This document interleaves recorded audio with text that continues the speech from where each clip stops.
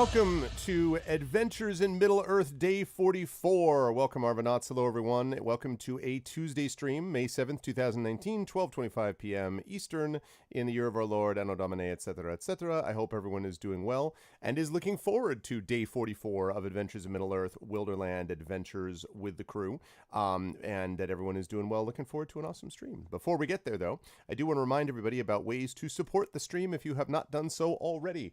Make sure that you follow the channel. That is always a good thing to do. Make sure that you check out the YouTube with the exclamation point ArvTube, which is always appreciated. Make sure you check out the Discord with the exclamation point ArvCord, where you can hang out with the Arvanauts in between streams. Obviously, make sure to check out the website where you can find a lot of this and the calendar for it as well at arvanelleron.com. Always, of course, is much appreciated if you can check out the Twitter too. Exclamation point ArvTweets. Follow me over there. And also exclamation point tweet to retweet this stream. Thank you, Echo, for posting all that up. That is much appreciated, so thank you all for doing that. If you haven't already, please consider doing it, and thank you if you have already done so. And then on the financial end, please make sure, if you can do so, to check out the merchandise area, exclamation point Arv Shop. We are going to have other stuff happening there soon, including other stuff besides just the Infinity and Beyond merchandise, which is cool too. And then, of course, the exclamation point Arv Treon, that is the Patreon, which is currently sitting at $333.96. And last but certainly not least, of course, the sub system, which is right above that video window. You can click sub right there, which is always much appreciated. Currently sitting at 64 subs. Again, our record would be 71, so we're 7 subs away from that. So hopefully other people can jump on board and sub to the channel, because that is appreciated as well. Just a quick note about schedule. We've got Adventures of Middle-earth going on now at 4 p.m. I'll be over at GOG.com's Twitch channel for Pen and Pixels, and a new game. I'm actually, well, it's not overall new, but it's new to the stream, and that is Spycraft, a game which I loved back in the day, and I'm looking forward to playing it. So that is going to be happening, as I say, at 4 p.m. Today. Then on Thursday, I am very pleased to announce again that the first of Kat Rambo's classes, the Rambo Academy for Wayward Writers, will be having their first Twitch class. She's been doing this, of course, for a long time, but this is the first time that she'll be streaming it on Twitch on my channel, and that will be at 8:30 p.m. She's going to be doing something on world building, so you definitely want to check that out. And yeah, that's a good point, Echo. If you see Shadowed, or if you see one of those, if you could let them know, it would be awesome if we could add such a command. That would be cool. Yeah, you're right. I do have to remember to see to that. But anyway, so that's going to be happening at 8:30. That's going to be really, really awesome. And I'm very excited about it and hope to be talking more about it, etc., etc. So that will be cool.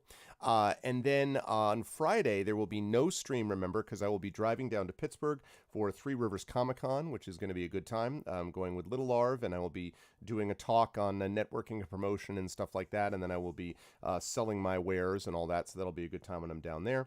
And then Saturday will be what I hope will be the big announcement. I've talked about this announcement that I wanted to make. We're not quite ready to make it yet, but we should be making a big announcement on Saturday evening, where I will be doing a stream that'll be live from Three Rivers Comic-Con with the power of Arvbox. So I will be doing a stream then, and my belief and hope is that we will be ready to do that announcement on Saturday. I hope so.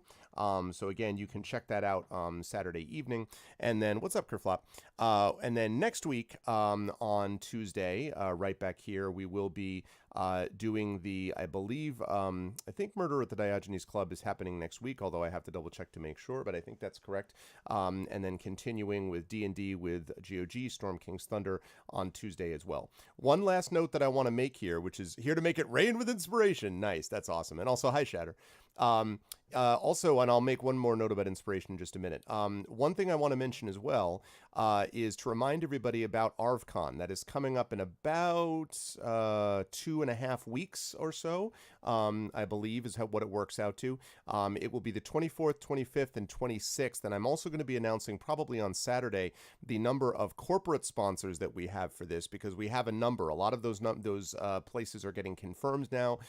We have game giveaway codes and things things like that. I also have confirmed my musical numbers. I've confirmed pretty much everything except the nature of my special event. I think I know what it's going to be, but I still have to get confirmation on that. But pretty much everything else I think is pretty confirmed, so that's going to be awesome. It will be an extravaganza starting on Friday and ending Sunday. It will have all of my tabletop campaigns that I play.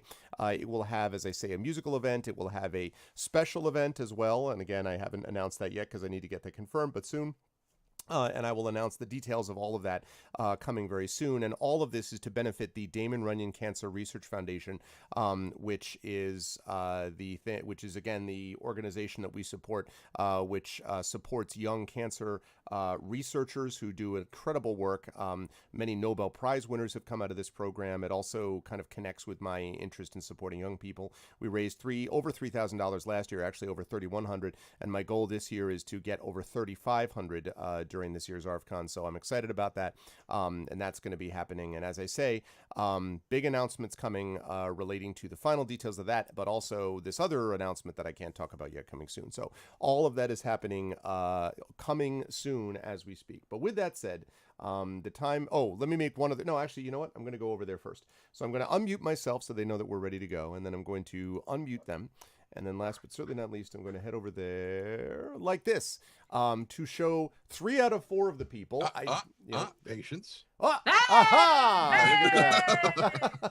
That was pretty good, Tren. Did you on command? Wow. Even wow, that's like that is no joke. All right, we'll see. So impressive. there are 4 people, and you'll see all of them in just a moment.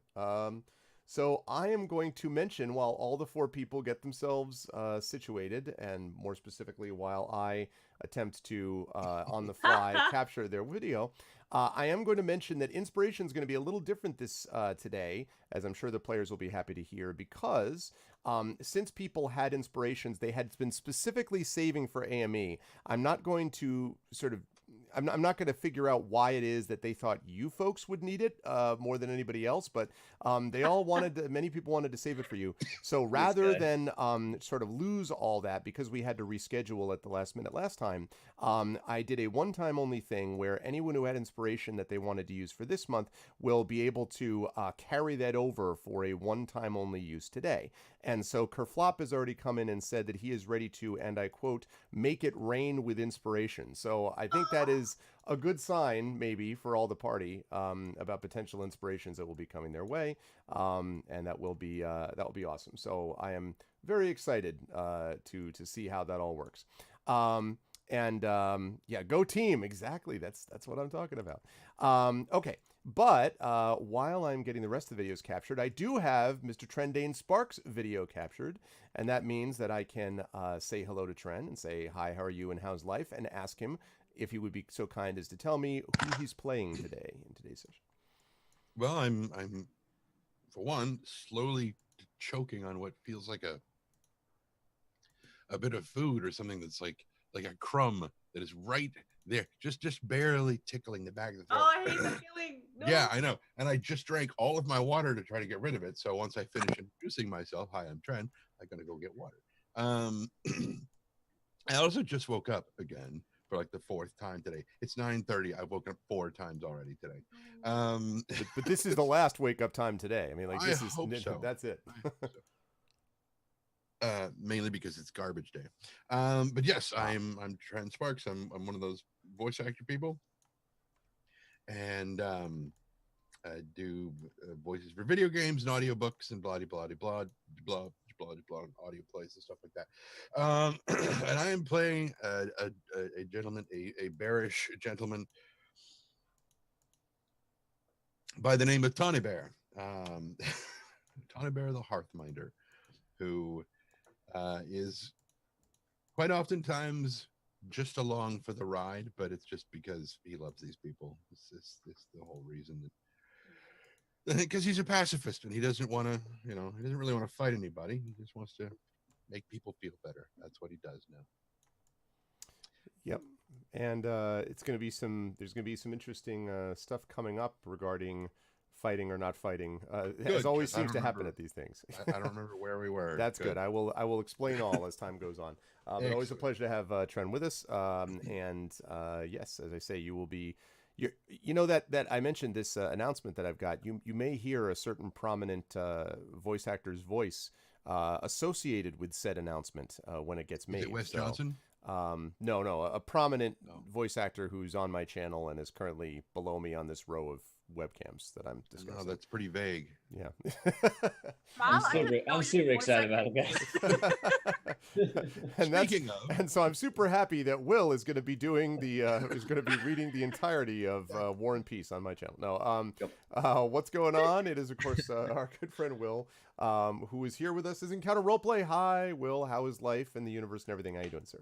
It's good. It's good. It was really stressful about half an hour ago when the internet went out, but it's been super good since then. And it's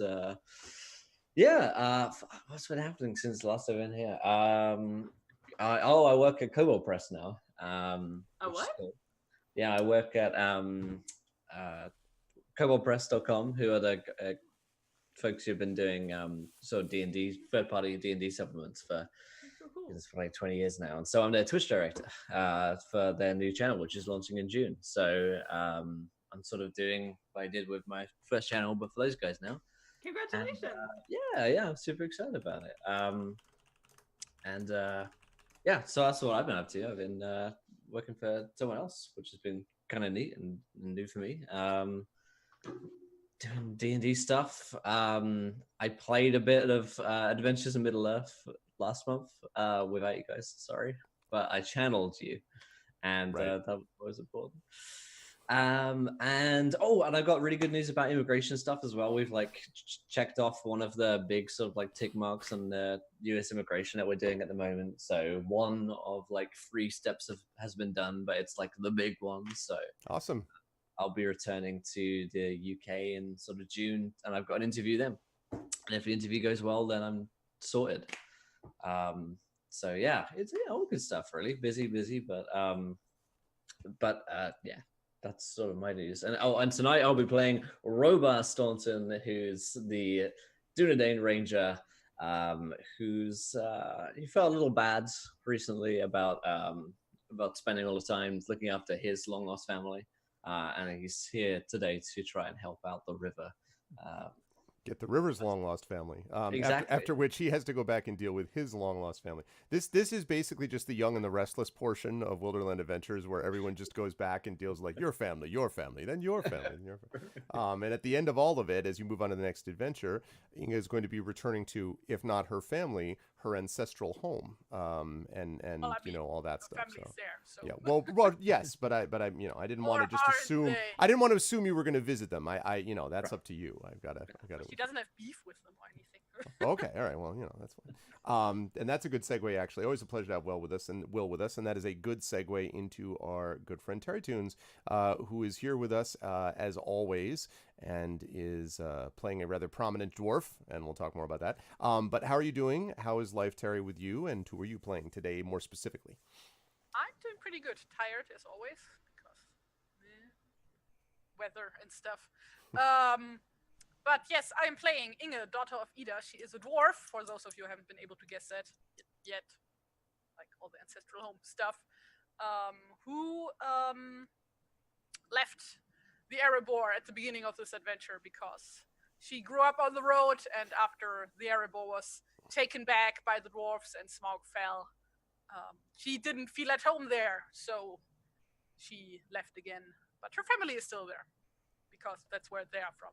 But yeah. And yeah, she is a wanderer and a stonemason, and she has a trusty pony sidekick named Lilleman. Yes, a previously immortal sidekick. Back in the day, that day when he used to be. I killed like 3 horses when I DM'd Adventures in Middle Earth. Like, what? Wow. No, Will. Wow. I was a bad person then. I was a bad person then. Can I punch somebody through a piece? Those days were not good days. I'm trying to find where I put the. Oh, there we go. I was like, where did I put Miami crew? There we go. You can see them all up there as we're speaking about them. Always a pleasure to have Terry with us. You will also see Terry, I believe, next Tuesday. I have to double check, but I think it is for the next Sherlock Holmes Murder at the Diogenes Club game book illustration stream. And that'll be awesome. And it'll also be awesome when Terry gets me an invoice for the last time so that I can pay her for her work. And so I'm now calling her out and publicly shaming her so I can pay her. And now that I've done that, I can move on to the person who is playing a character in the middle of your screen up at the top in that awesome blue cloak. In case you're asking, gee, I wonder who actually did that wonderful work. That's the person who hasn't given me an invoice yet.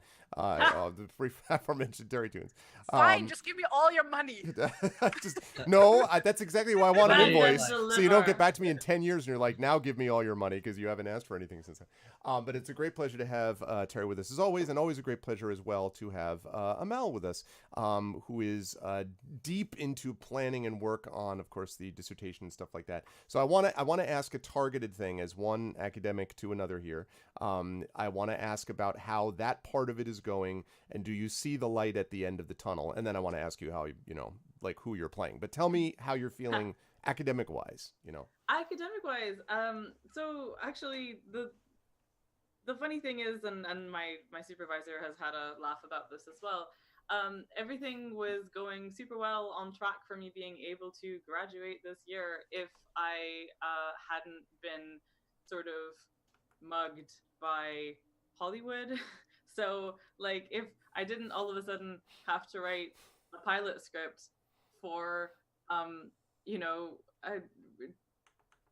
tall Hollywood dollar sort of things, I probably would have been graduating much sooner than I am now going to be. So that has knocked a few things out. Also, sort of ironic given the name of the character that I play, but I've had some river-related troubles recently because of flooding in my region. So I've time that should have been spent finishing a dissertation proposal was actually spent sandbagging and building dikes around my parents' place. So that's been weird and interesting. But the proposal is very nearly done. And it's, again, a proposal for work that I've already done, which is why it's weird and difficult in part. It'll be very much matched up though with what you actually deliver. It's like, I will deliver 235 pages of the following. It's like, wow. Well, it's exactly that. It's that I have 50,000 words of dissertation, and I have to propose them, but also I have to. I'm sort of proposing the mechanic by which I'm revising them. So there's like, anyway, there are a lot of it's a little bit of a weird process, but it is very nearly done. And I am hopeful now. I mean, the frustrating thing about this is that you can only graduate 3 times a year, or like not 3 times a year, at 3 times in the year. And those times are like June, November, and one other time I can't remember. So my plan initially had been to graduate at one of those, but it's not going to work out for this year because of the way that things stack. So my hope now is to graduate in June of next year, but having actually finished the work significantly earlier than that. So we will see. Okay. Well, I mean, it's going to get there. I mean, look, but at least Hollywood came calling. Like, that's the silver lining. I can't complain, Yeah. I really, really can't. And the thing about it is, like, in the past, I've been really down about delays and things. And in this case, I'm like, nah, whatever. It's going to get done. Yeah. And in the meantime, I have many more interesting things happening. And here's hoping that they will actually build me a career more effectively than a PhD will in this time. So This time of troubles. Yes. This time of troubles. But anyways, I am playing a character called The River, who is a woodsman of Rosgobel, and who, along with her trusty Houndstone, is currently looking to put the hurt on some people, I believe. But yes. Yes, specifically relating to a situation with your father, who you have just found, and we'll talk about that in just a minute. I will mention, just by way of quick this is the only time probably I can imagine that I can inspire Amal with something that I did. But so this is the second edition of my academic book, which originally stemmed from a dissertation, which just came out from Clemson UP. So wait, stop swishing it. I want to read the title again. Liminal Space and the Court Mask. Oh, it's such a good title. And it's the Cockpit in Court, Ben Johnson's. But they did a really beautiful job with this second edition. And so I just wanted to mention it because, again, started as a dissertation, and the idea that it ended up as a second edition, these many years later, is pretty cool. So it is excellent. Congratulations. Thank you. And I just wanted to mention that because, this too will arrive to you. I have not had Hollywood knocking down my door to see if they could do a awesome, mini series on the problem in the middle, whatever. I want to get the guy, Waldemar, I can't pronounce it right, Waldemar Janicek. He's the art critic who does like these, I love this guy, and he does these like BBC-related documentaries about various aspects of art, which I find really fascinating. So I just want to get that guy to just somehow, mostly because I just want to hear him say, like, in the Renaissance one, like he's basically like the Polish-British accented David Attenborough, and I want that for my, treatment. It'll be awesome. Anyway. But I'm very glad to hear about things going well with all of you folks, and I'm glad to have everybody back. Trent, you were going to say something before I get on to that recap. When you said that they were going to build you a career, I fully expected you to end that sentence with "worthy of Mordor," and it didn't happen. Not out of rock and roll. I could just like no, not for this show. Career. Yeah, that's true. That's I'm too eclectic. That is pretty funny. Mordor. I mean, it has felt pretty Mordorish. Insufficient windows, too many doors. Yeah. More. Pretty much. Oh, wait. Did I have the right? Okay, good. Lovely. All right. So let's talk a little bit about then, assuming that's playing, which I think it is. Let's talk a little bit about what happened in our last session. And a quick programming note to folks that you will also see these folks again, and I hope all of them, but we will see these folks again during ArvCon when we will have a longer session. Now, it's not going to be marathon like Trent is going to be doing on Sunday, like, putting in that 8.5+ hour, thing for researching cancer cures, but it is going to be a little bit longer than normal. And so, as I say, I will announce the full schedule about that, but it's going to be coming soon. And while I'm on the subject, I do want to briefly mention the Cubicle 7, which of course sponsors us. Cubicle 7, it looks likely, although I can't say yet, but it looks likely that they will also sponsor ArvCon. So that's good. And that's yet another company that's coming back. I've gotten a bunch of those in the last couple of days that have jumped on board, which is really, really generous. So I'm glad. All right. So with all that said, anyway? Say again. When is ArvCon anyway? It is, so it's Memorial Day weekend, which is in the States, which is May 24th, 25th, and 26th. So it's about 2.5 weeks from now is when that takes place. To benefit Damon Runyon, and very excited about that because we're aiming for $3,500 this year, and I think we will get there. And if any of you were in last week's Espergenesis stream, you would have seen Rock God, who is a photographer, who made this incredible giveaway thing of these lighthouses last year that he put on this metal frameable thing. So he's got a new set of photos, and holy crap, are these good. Like, they are super impressive, and he's going to be doing that again. This is like really, really, really top level stuff that's going to go to the top donator for ArvCon. So very exciting and very generous, and I'm really glad the community comes together. And now I'm going to shut up because we have games to play. So here's what happened last time. These folks have, of course, been dealing with multiple problems across Wilderland as the presence of a growing threat, a growing darkness has begun to weigh on everyone's mind. And there are various signs of this, from goblin attacks at Woodland Hall to mysterious appearances and disappearances happening up and down the Anduin, to, of course, the situation in the Dwimmerhorn in Gladden Fields, which the party dealt with not that long ago, and, of course, what has happened in Roscabel with the disappearance of several people, including including the river's father.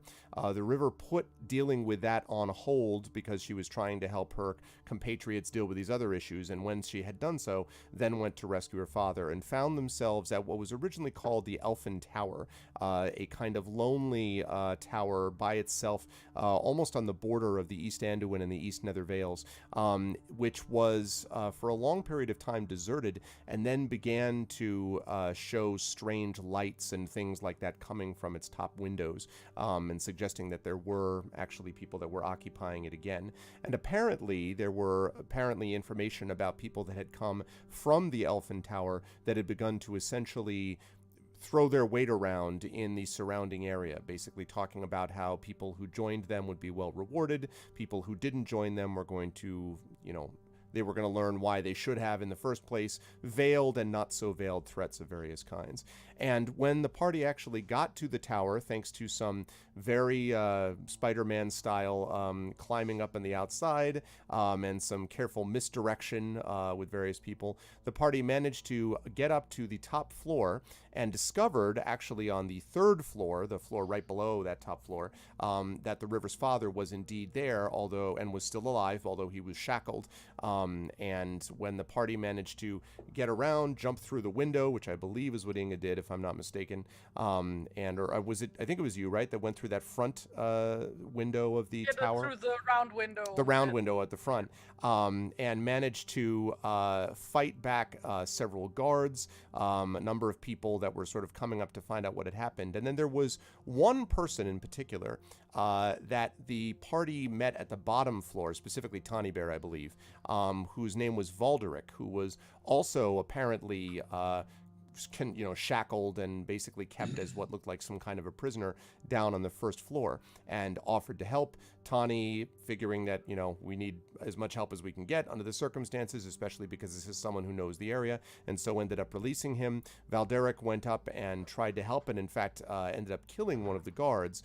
But as we closed towards the end of the session, after the guards had either been killed or surrendered, although I think actually the last one that surrendered was then killed by Valderick, if I'm not mistaken, then the party discovered that quite different from actually having freed the father of the river. In fact, Valderick had gagged the father and had not released his shackles. And as we ended the session, Valderick had turned around and basically said, "Now," with apologies to Tren, "my friend, we will see."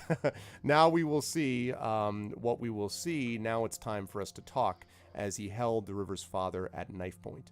And so now we head back over to the party. I hand things back over to the party as you are all now facing on the third floor of this tower. You are now facing Valderick, who stands holding a knife to the river's father's throat. And the only one who is slightly out of sight is, oh my gosh, thank you for the resub, Dragon Spear. Thank you. I don't know that person. So the only one, yeah, exactly. So the only one who is currently slightly out of sight is Inga, although he did see you when he came in. So he's like aware that you were, on the stairs basically at the moment, Inga. So you're not invisible to him, but you are not directly exposed at the moment for any reason that would matter. And so now I hand things back over to the party. He is staring at you with this sort of ugly grin on his lips. Robar will sort of whisper, "It's not a clean shot." Wait, where's Robar? Or he's on the floor. He's standing on the same floor as the rest of you. Because right. I believe all three of you were on that floor, and then Inga was up on the stairs. Yeah. River is briefly stunned and swiftly furious, but just stares at, what's his name, Valderick or Balderick? Valderick with a V, Victor, as in Victor. Stares at Jerkface is his name, right? Jerkface. No, Jerkface was the bandit king dude. Oh, yeah, sorry. yeah. Yeah. I want to make sure we're specific to Professor Tolkien's work. Right. This jerk ass. All right. No, she stares at Valderick, just brimming with barely contained fury, and says, "Talk." And he sort of smiles as his eyes kind of slide up the stairs to where Inga is standing right above, like where he can see, and then back down to each of you.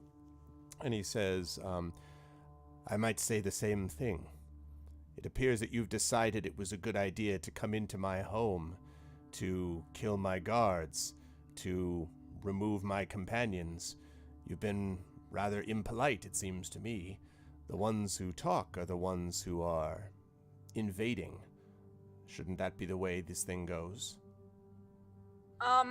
Seems to me that you've killed your own guards, for that matter. They didn't do their job well. Like, if, like, at any point Valderic looks distracted enough, Inga tries to sneak back upstairs. He definitely is not looking distracted at the moment, but I will note that. Okay, But yeah. good. Like, just like she's waiting for a moment where she can sneak away. Yep. I understand that we were not supposed to be here, and that we've kind of interrupted your day, and I apologize for interrupting you from whatever playtime you were having, but if it makes amends, I would be happy to tie you back up. And he chuckles. He's like, I like your spirit, Bjorning. You're the kind of person I would have appreciated. Someone of your size and talent could have been used here. In fact, many of you could have been used here before. I see a mighty group in front of me. A Dunedain, if I'm not mistaken. And he kind of nods to you, Robar. Yeah. And It's gonna reveal my badge. It's fine. I was waiting for you to be like, that's right. Like you're royalty. And he says, and standing up on the stairs, just out of my sight, but not out of my thoughts, my dear, Inga. I know of you. In fact, I've heard your name. All of your names have come to me here in my tower. And most of all, naturally, and he looks directly at you, River, most of all you, the river, a woodman of Rosgobel. Fascinating it is for me to see what it's like when the prodigal son, or daughter in this case, return home. I'm curious of whether you've managed to keep Wilderland safe for others, while your own family has struggled, abandoned, it seems, by you. I take it back. It's a really clean shot. Shoot the hostage. What? And by the way, Okay, but just like, realistically speaking, does it look like Inga could get a clean shot on not Sky? based on where his knife is, even if you managed to hit him directly, he would probably jerk right back up into the river's father's neck. It's not a clean shot. He's got a spare. Oh wait. Yeah, he's got, just use his other neck. He it looks bad. And by the way, it seems to you as if the way that he's holding, I was going to say this to the river, but I can't give you a check on this, Inga, because you're really not that visible, but because you're just able to see, like, you know, his. You're not, if you're going to stay out of his sight line, then you can't really get a great angle to see him anyway. But even if you could, those things that I just said applied. The river, you know, from looking at it, that your father is kind of having to keep his chin up. Like if he lowered his chin a little bit, like, you know, it would cut, the knife would cut into him. In fact, you think you maybe see just a slightest drop of blood sort of trickling down one side.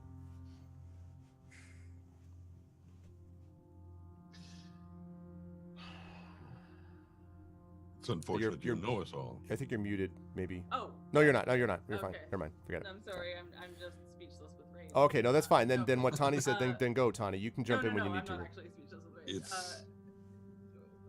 It's unfortunate that you know us all, because I was just about to say that it's clear that you have some openings here if you wanted to restaff. He nods and then looks back at you, River. River goes from looking quite furious to quite like she's been slapped, basically, and just sort of goes very still. You're really quiet, Amel. I'm sorry. If you can. Oh, it's all right. I'm gonna try and fix this. Is that better? Nope. Made a difference. It's one of those Sorry, things I wanna where, hear what where you're your saying. volume just suddenly It's goes louder fluctuating. it's just down right now. Hello. Sorry. It just always takes me a second to actually fix That's it. no problem. I just want to make sure that I hear what you're saying. It's kind of important. Yeah, it is a little. Where are my controls? They're gone. I'm too flustered.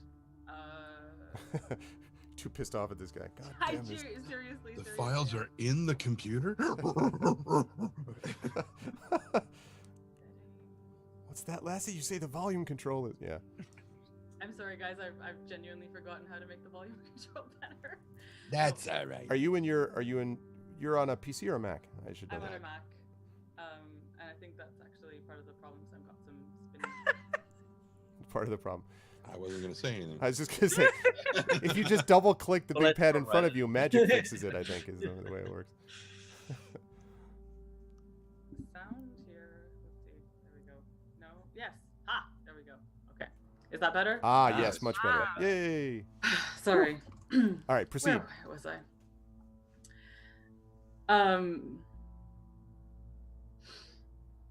So River just takes that in and doesn't try to respond to it and just says, "What do you want?"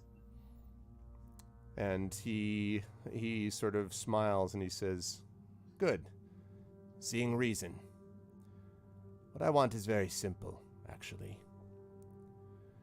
You see that land out there that you've been traversing and traipsing over for the last who knows how many months, perhaps years?" And he kind of jerks his head towards the now broken... actually, no, the window was broken above, so never mind. So just towards the window in the front of the tower. He says, that land out there that you've been responsible for protecting. Do you think you've made any difference so far? I'm asking because it relates to what I'd like from you. I think we have, yes. All right. Then let me ask you this. Surely you've felt what's going on out there. A growing shadow under threat. The feeling of darkness gradually sweeping back over from Mirkwood all the way through the East Anduin Vales and the Gladden Fields and eventually onto the Misty Mountains and beyond. All of Rovanian feels it right now, and it won't be long before that spreads even further. Surely you've felt that for all of your heroism, the darkness continues to grow. And he's not just staring at you now, River, but just sort of generally at all of you. I'm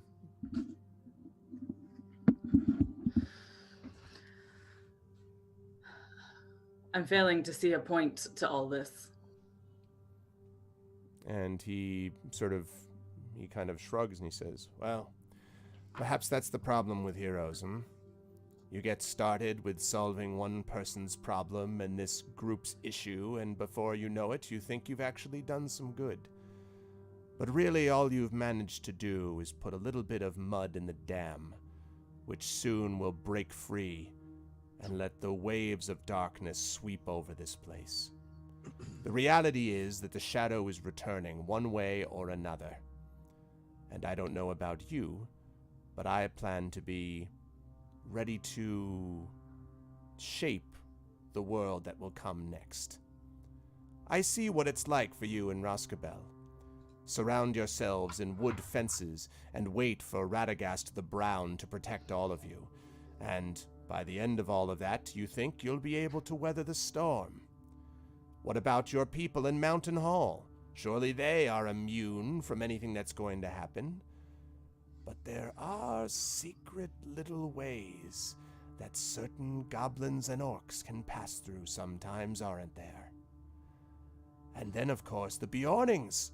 Who could defeat Bjorn and his strong people? Who, that is, but a group of bandits who are simply waiting for their time to strike. And if you think, though dwarf on the stairs, who believes herself to be out of my vision, if you think that Dale or Dane or Erebor will be safe If you think any of your people can retreat down to the mines and wait for the shadow to pass, you're mistaken. All of you will eventually fall below the shadow, unless you consider an alternative. What's that? Work for me. I am in direct contact with this first vanguard of the shadow. I know something of what it plans, and I have gradually and for a long time worked out ways that I can be of use to it. I have laid down my plans, my markers. I have placed my men in the right positions, so that when the dam breaks, I will be on higher ground.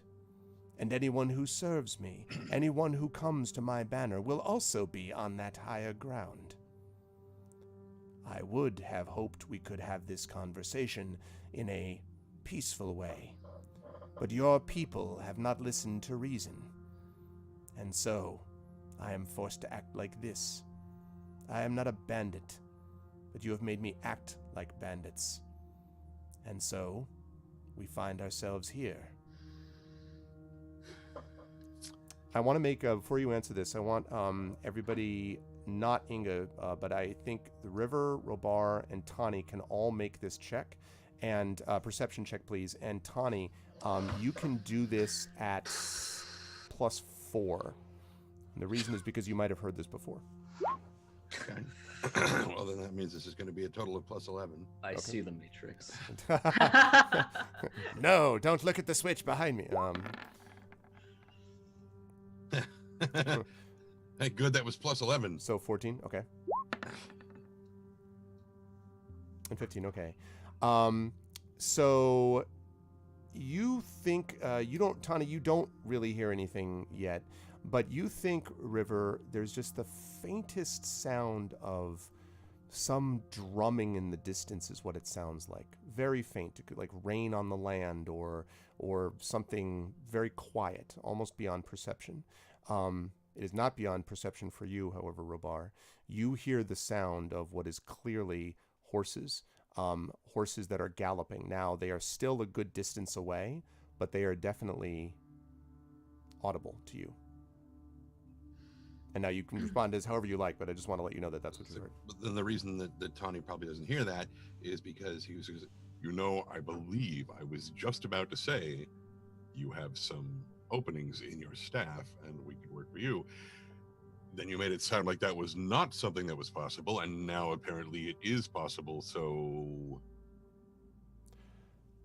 he looks at you and kind of narrows his eyes a little bit, and he says, "Let us say that I am not convinced that a party of your moral standing would be willing to do this work.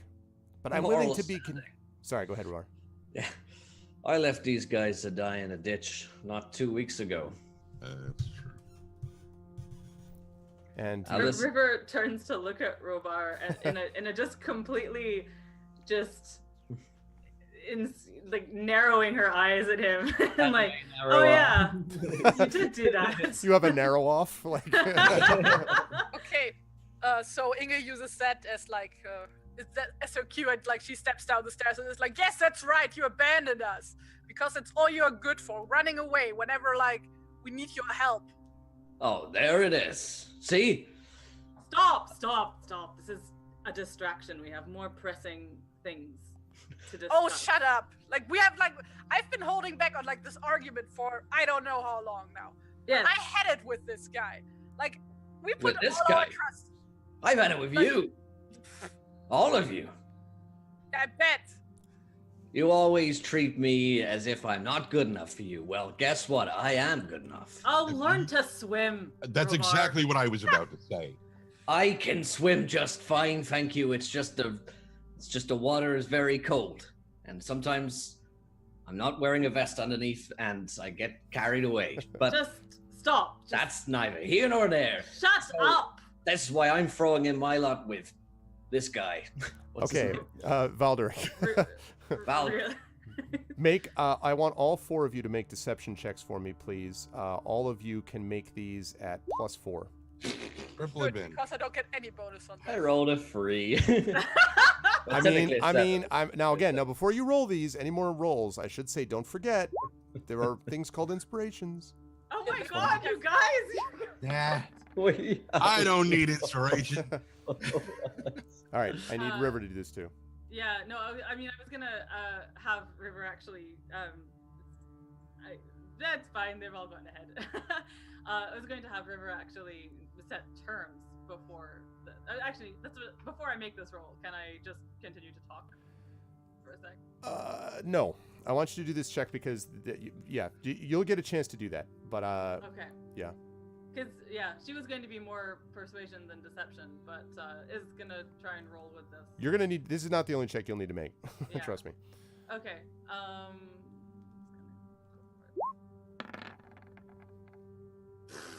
Oh, it was on that 19. Yeah, it was for just a second. Okay. So he kind of, his eyes still narrowed, and he says, "Yes. Am I to believe that there's some kind of disagreement among all of you? It sounds very convenient to me. I had not heard of any such thing. Although I do wonder, because rumors are that certain members of the party don't believe in their methods of resolving disputes. A lot of death and blood in their pasts. Wouldn't you say, Tawny Bear?" And his eyes kind of flicker to you. So I don't like fighting anymore. What of it? Well, that's the question. If you don't like fighting, I'm not totally sure that I can use you, although I could use someone of particular healing talents, as you demonstrated during this unfortunate disagreement with my men. I suppose that there is the opportunity. Thank you for the inspiration, Dragon. So the River now has inspiration going forward, as there may be a more difficult check down the line, yes. So I find that there could be some use for you, but I find it hard to believe that you would abandon this group that you have stayed so closely to all this time. And he's still looking just at you now here, Tawny. Right. So let's see. Exactly how did this whole situation roll out? I was out front. I was picking herbs and whatnot, which your men could attest to if they were still alive. But as you said, they were apparently incompetent. Where was everybody else? They were all sneaking around the back, trying to break into this place. They attacked your men. What did I do? I came in and I set you free. So, do I like to fight anymore? No, I don't. Well, those who do fight are at some point going to need a healer. So, could I work for you? Absolutely. Am I going to fight for you? The answer is no. But my job as a healer is to heal everyone that I can. So that's where this stands. If you want to talk about it, that's fine. We can. Otherwise, deal with them. So he nods slowly, and he says, interesting. I wonder if it's possible that you're actually being truthful. Seems strange that all of you were in agreement that you would come up, help this person, and he, pulls the knife again up close to the River's father. This person who none of you, except, of course, for his daughter, even know. Seems odd that a party at each other's throats would be this interested in trying to help one of their own for a person they've never actually met. I just go where the gold is. No offense. And he kind of Said that there was gold here, so I'll kill a man for his coin purse, you know? You, a Dunedain? Robot shrugs. Not much of a Dunedain. And River just sorry, you talk. no, go ahead. River just suddenly looks less steely than kind of weary, and looks at Valderic and says, "Look, if the price of my father's freedom here is me working for you, I'll do it. But let him go, and then let us talk or treat."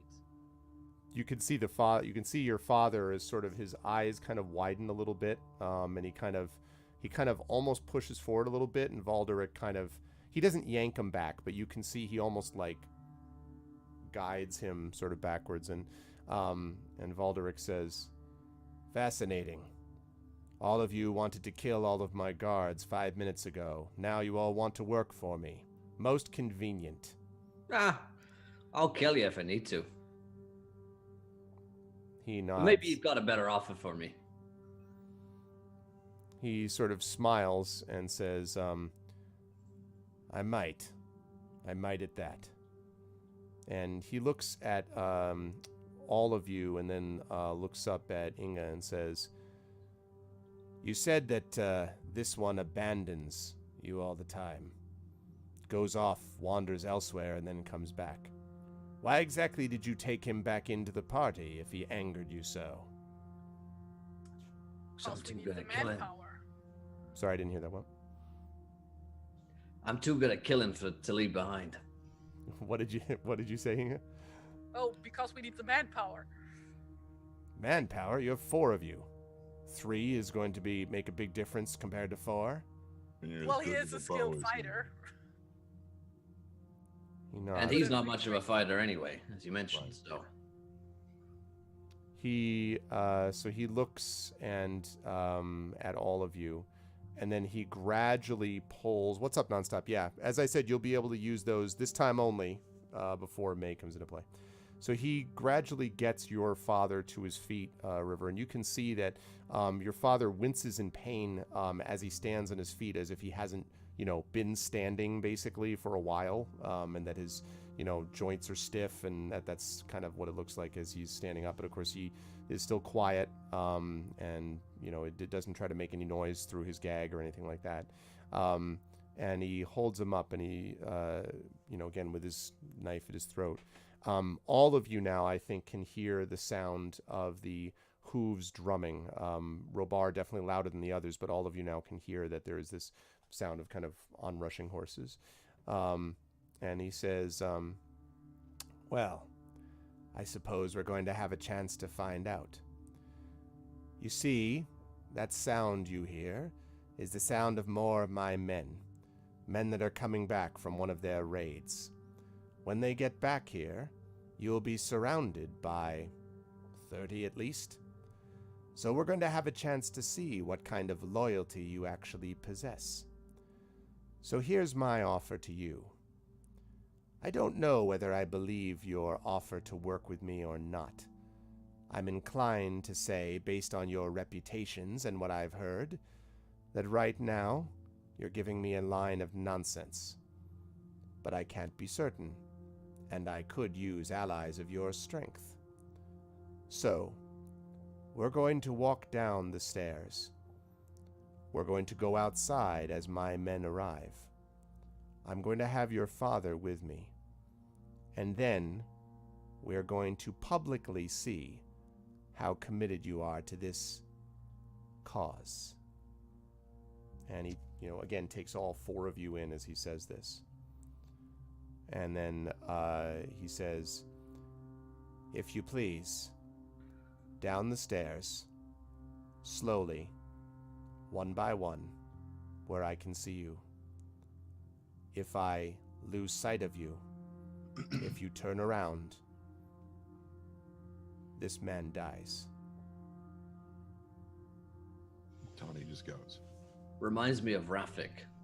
I Say the pro- others. I propose different terms. Okay, so Tani, you start going. And Tawny's already Right, moving. I was gonna say, well, because he said the thing about not losing sight. So do you stop when the river Right, says as soon something? as River Okay, stops, that's fine. stops, but he Gotcha. doesn't turn around. No, I got you. Okay, go ahead, River. Nope, silence all of a sudden.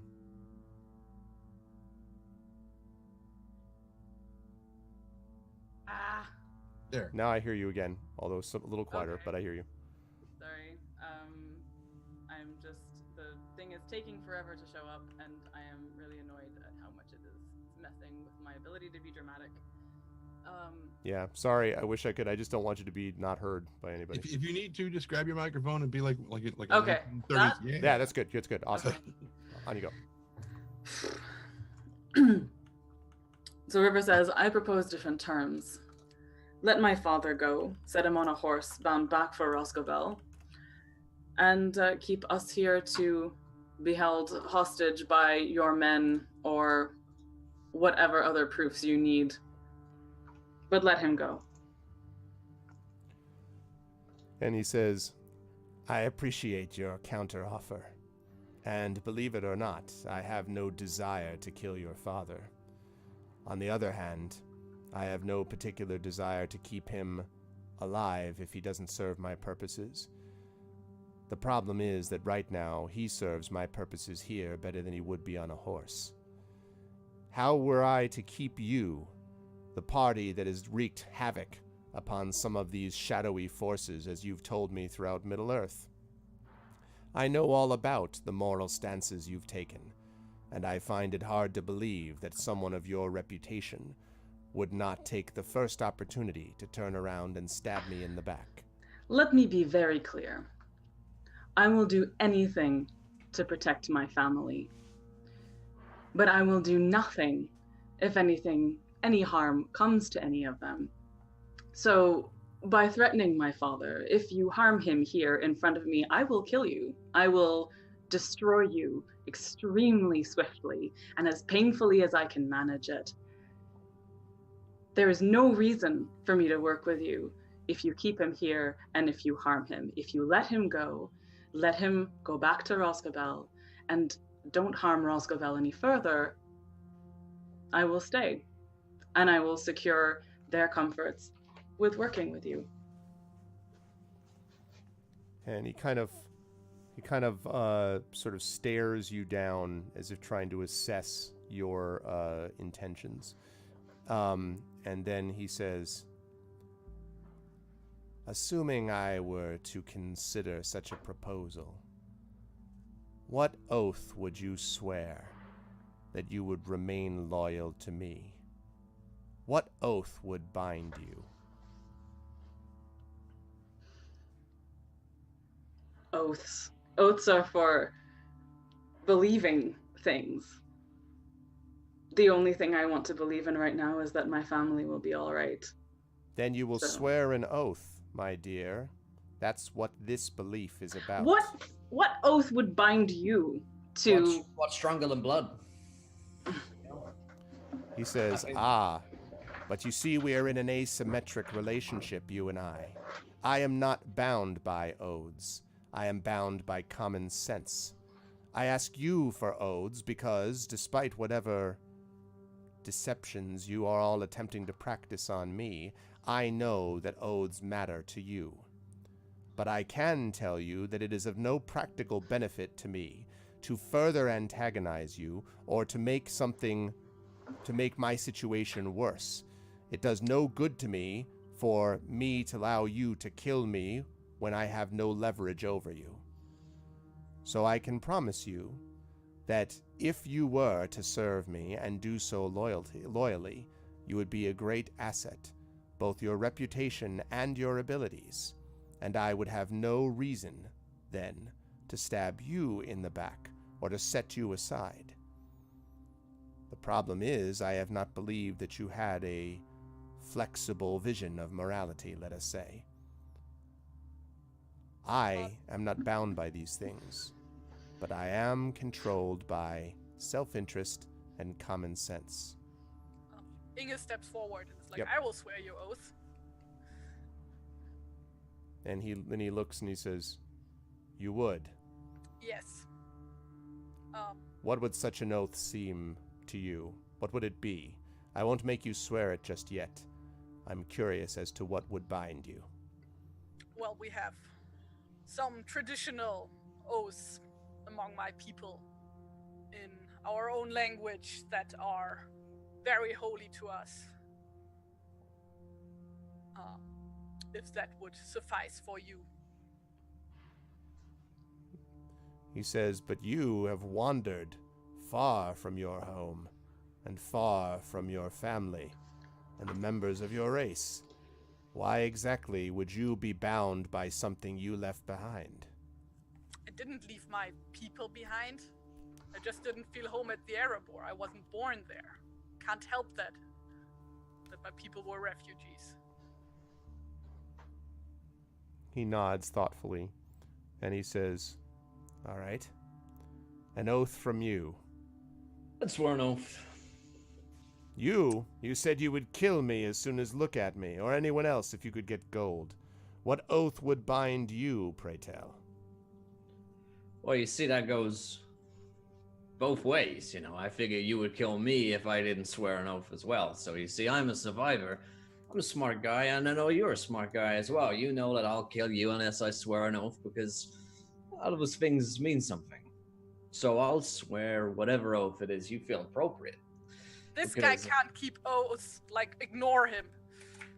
Like, he just abandons you as soon as his own safety or wealth is concerned.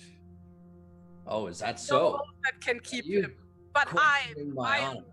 I'm one of the people of the Erebor. Our people are known to keep any oath and any promise they give. I demand satisfaction. And I throw down my gauntlet while I go and get my laptop charger. He says, we have a portable one downstairs. If you, no, he doesn't do that. He says, interesting. And he sort of kind of half smiles and then looks at you, Tawny, and says, before I consider this little disagreement, what of you? I give you permission to look around, by the way. I appreciate you maintaining your adherence to my command, but you can look around for this. Tell me exactly, if you will not swear an oath, what exactly would bind you to my service? Well, you see, I already have sworn an oath of sorts, in that I've given up fighting and devoted my life to healing people, not hurting people. So if you are asking me to take an oath to serve you as some form of combatant, then no, of course I'm not going to take that oath. It goes in direct conflict with what I believe. But if you want me to work for you as someone who will heal whatever hurts come your way, it is an oath I have already taken. I need not repeat it. And he nods slowly, and he says, oddly enough, Tawny Bear, I believe you more than any of the others. And he sort of nods slowly, and he says, very well. I will consider your offers of service, but I will not do so here in a tower where I am outnumbered and outmanned. If you please, outside first. Tawny turns and starts going. Okay, and then assuming everyone agrees with that or not, you can tell me what's the order, like who would follow and not follow, etc. I'm following, trying to give winks to the party members.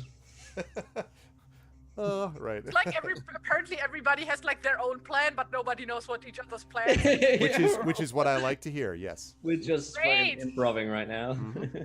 Yeah. Okay, no. River just really wants to let her dad go before any of this goes any further.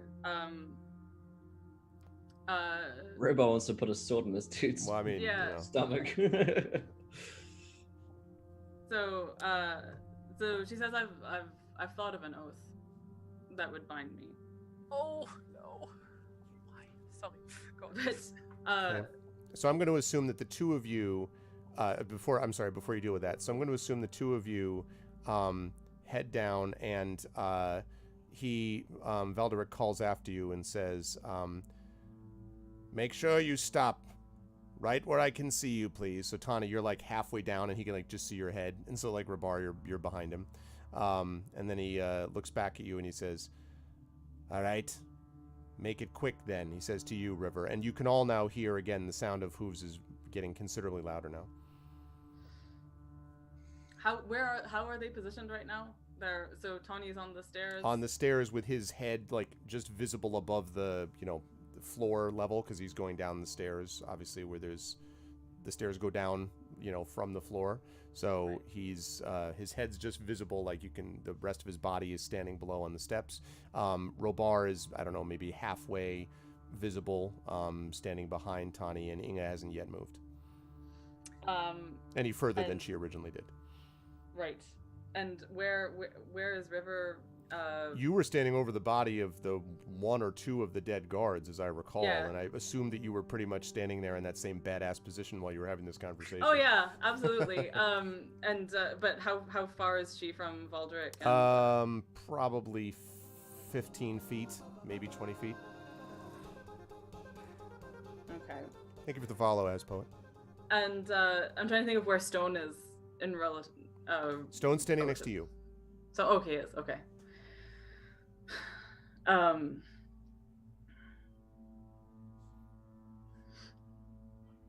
She says, if you let my father go first, without any further trouble, then I will swear by the prophecy of my doom that I will work with you. He, so And he, yes, Tawny does laugh at that. so your father's eyes kind of widen, River, and you think you might almost see him tear up a little bit. And so Valderic, kind of, thoughtfully, he's still got the knife, obviously, but he kind of nods again, and he says, I think I believe you, River. But I cannot let your father go. I am not convinced of everyone else's loyalty. At least, I can't let him go at this moment. Then But let them go as well. He says, all of them? Many more of these allied against me? Not until we get outside. What if we swear oaths to never come back, fight you, leave you with a river? And he says, first, I don't know that I'd believe you. And secondly, I'm thinking of trying to survive the next 5 minutes. You're a paranoid kind of guy. It's why I'm still alive, my friend. I like that about you. You saw what I did there, Tani. Impressive. Inga is gonna try something. So like Inga is like starts to go down the stairs, and then she is gonna purposefully trip and fall down the stairs to hopefully create a distraction. Okay. Well, let me have you make a dexterity check, please, to do that. Oh God. Unnatural one. I have this image. You're going to make the Anybody check. wants to give me an inspiration? That would be. Yeah. If, anyone, Inspiration to fall anyone- down effectively. if anyone's got an inspiration to like, yeah, exactly, be able to it's trip about and not creating like, the distraction. That is Fun all. whoops, distraction. like. I mean, I don't care if she gets hurt, really. Like, So it's to cause Like a that. distraction, not to Yeah. not specifically to fall on your face. Eridanel has inspired Inga. Thank you, Eridanel. yes, What's thank up, man? you. Okay, I'm gonna use the dexterity check. You say yes, not Yes. athletics or. That's okay, nonstop. That's okay. There'll be other options. Yes, the dexterity check. You can, if acrobatics would work too, if you had it. Oh, acrobatics too. Then. Yeah. wait a sec. So go ahead and make an acrobatics roll if you have that. Okay, thank Yep. you. Mhm. I'll take that. Where is it? You can do it at advantage, but whatever you get, you get. Wow, it's a good thing you got it at advantage. All right. Yeah. Um. There's that natural one I was calling for. Ah. Um. 13.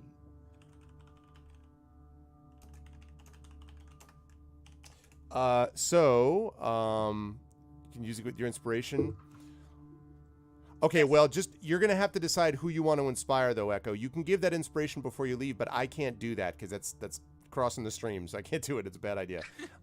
So you can inspire the people who are currently not inspired. Would be Inga. You could be Tara. You just used it. The River, who I don't think has. No, one? no. Oh no, I she got has one. it, yeah. So Tani and Robar don't have any. So okay, there you go. So only Robar is inspiration free. At the Probably moment. for the best. Okay, thank you, Echo. All right, so right, so as I was like, why are we doing it in the first place? Right, the acrobatics, yes. So okay, so you start walking downstairs slowly, and then you kind of like trip and fall, and you fall forward into Robar. Now, you were attempting to make a distraction. Robar did not know you were trying to make a distraction, so I need Robar to make a dexterity saving throw for me to see whether or not he avoids being super distracted himself. Also, Wish I had Inge an curses inspiration. loudly while she falls. I'm sorry, say again. Inge curses loudly while she falls. Oh, okay. I thought you were going to say she does a John Woo bow shot, like, you know, as she's like driving down the thing. Oh but man. Do I get to do that? no. No. Because you're not John Woo. You're not a John Woo character. So that check, you do actually stumble forward. Fortunately, you didn't fail Robar that too badly, and Tani's, you know, you don't like all fall together. But definitely you sort of fall forward, and his eyes flicker over to you, Inga, doing this for a second. Now, I will give the only one who has a chance to do anything now, because Inga fell into Robar and Tani. The only one who has a chance to do anything right now is the river. I'm going to give you a chance to tell me one action you want to take. You cannot consult with anybody else, and I hate to do this, but you got to tell me in the next 10 seconds. She is going to so what I wanted is to, if Stone can be involved in this, like by following her, what I want to have happen is for her to, I don't think she's good at throwing axes, except that I need a decision, Mel. I know. So she's gonna go for the attack, but if Stone can be part of it, then what I want him to do is to move in such a way that he can trip them backwards. Like if he can dart behind them, so that River moving towards them will make him go back, make Valdric step back, trip over Stone. Okay. Is what I want to have happen. I'll tell you what I'll do to allow that to happen. I'm going to ask you to make an animal handling check. I'm going to allow you to do this at advantage because you know Stone and you train him. Yeah. So that'll give you the chance to sort of put him in place. Now, that doesn't mean that Valdric will trip in the way that you mean. Like, it may not work out exactly as you're planning in your head, but you can do that to see if Stone knows what you're asking him to do, because that's a lot. You're going to, Stone, go behind him so that he can trip. You know, you don't have time to do any of that. So it's kind of like... It's more of a pincer move as far as Stone is no, I get it. So, That's So animal handling.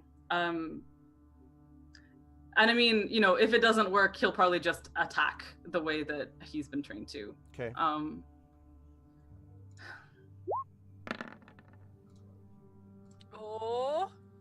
Oh wow, 20. Okay. Okay.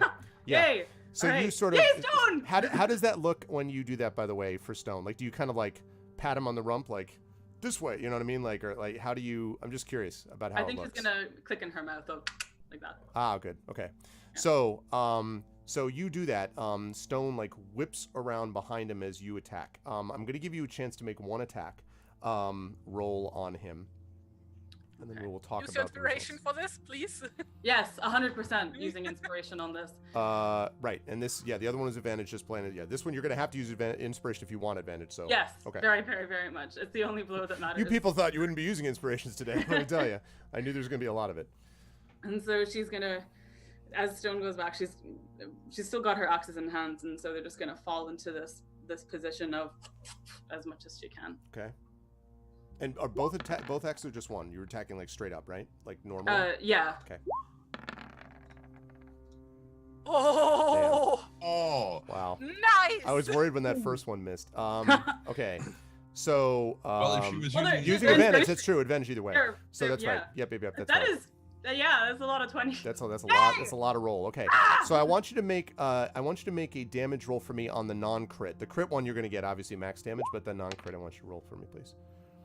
So 6 plus, right? Oh, sorry, it said 6 there, but yeah, the max. So it's. no, that was for the non-critical. Yeah, the critical should be d6 plus 3, so it should be 9. Okay. So that's. So 15 points of damage. All right. So so your axes just go like into him, and he goes rah, and he jerks his knife across your father's throat. and staggers back with him. Now they both go back at the same time, and he does in fact trip, backwards sort of over stone. He slams backwards and bangs his head against the sort of stone wall of the tower, and then staggers forward again and basically face plants. While he does that, though, your father just drops to his knees and then falls over flat. And you can see kind of like Valderic is kind of like stumbling. And at this point, you hear in the sound a horn blowing. The hooves are now very loud, and you hear a horn blowing. And there are, as you sort of, if any of you like quickly glance outside or just like quickly take a look, I assume the river's not going to do that. But if Inga or any of these folks are just sort of looking, you can see outside that there is indeed a large number of horses that are now visible on the horizon and are moving like as fast as possible towards you. River darts forward to grab her father and lift him and cradle him and screams, "Tawny!" Immediately. And he sort of is like... And she's looking at his neck and trying to think of anything that she knows to like try and staunch that bleeding with shirt or anything that she can. Tourniquet, definitely. Tourniquet on the neck. It's perfect. Okay. What are the rest of you doing as she does that? So he's still kind of like still face down, Valderic kind of moving, but what are the rest of you doing? Stone is gonna, I think, keep on Valderic. Okay. Just FYI. Yeah, I'm not an initiative actually here. This is not combat. He's currently just like lying on the ground. So if you want to just literally like big stone paw like on his back or something, you could do that if you want. Inga storms back up to make way for Tawny. Okay. And he's gonna go ahead and tie up Valderic. Okay. Robar, that horn is still blowing. I was gonna say. I guess I'll point the arrow at Valderic to make sure that he's not gonna go anywhere. All right. We're gonna try and hostage our way out of this one. Okay. Yeah. Those horns aren't good. And Tawny's just going to be like, okay, screw these people, and head out. No, he's not going to do that. I wasn't lying. Ha! Like, ha! No, he turns and bolts back up the stairs. Okay. And as he's trying to gently, basically tell the river, get out of the way, get out of the way, get out of the way, kind of thing. He starts trying to bind the wound as best he possibly can. But at the same time, he's like, did he say that was a hunting party? Raiding party. Raiders. Something. River just like looks at Tawny like, please, just this. I'm working. Your father's eyes roll back in his head. Why would a raiding party be coming back so fast? And he's doing his hands of a healer thing. River just looks at him and like cradling his. I mean, I'm imagining that like she's sort of cradling his head in her lap, more or less, while Tawny works. He puts a hand up to your face and he says, "I thought you might come for me someday." All I want is to be back now. I just want, just please don't. Mama needs you very badly. We have to get back. You have to come through this, all right? And he smiles and he says, I knew it was okay when I saw you. That was all that mattered. And then he's cut off by as the horns are like charging in. Tawny, I need to know what you're doing. I know you're up there like tending to him, but like specifically, he's in very bad shape. That's why I just rolled improved healing. Okay. So you touch him. That's funny flying up. You try flying take 5 in the back of a galloping horse. Right. Da da da da da gallop. Yeah, very good. Anyway, so all right, so you do this, you heal him, and you can see the wounds start to close. The concern that you have, Tawny, is that you feel like this is not just a physical wound, although the physical wound is bad. This is someone who looks like something has been weighing him down psychologically. You've dealt with patients before that are capable of amazing things if they've got a strong will, or also those who have had their will broken, and that, like the numbers are there, like you are healing them, but there's only so much you can do for the physical space if the spirit is not so much there. Right. You don't know if he's in danger or not of death, but as he sort of, his eyes kind of close a little bit and flutter, you don't think that means like now he's going to die any second, but you do think it means that he's slipping into unconsciousness. Right. River, who is super not concerned about the horns outside at all, as she's cradling his head, she starts to sing a song for him that is like a what kind of song would it be? Just a family and hearth kind of song, like a domestic, like the kind of song that those who are tending the home sing as they wait for people to come back from a hunt or from other things. Because I noticed that on her sheet she has the staunching song of the woodsman, but she hasn't actually learned it yet. So, well, it's funny you mentioned that, because so this is important. You're singing. You don't need to like sing the notes for me, but you're singing a song of the hearth. Mm-hmm. Is it a song your father knew? Yes, that's the whole point. It would be one that he would have probably taught to her, I thought or so. that she learned at home. Yeah. So,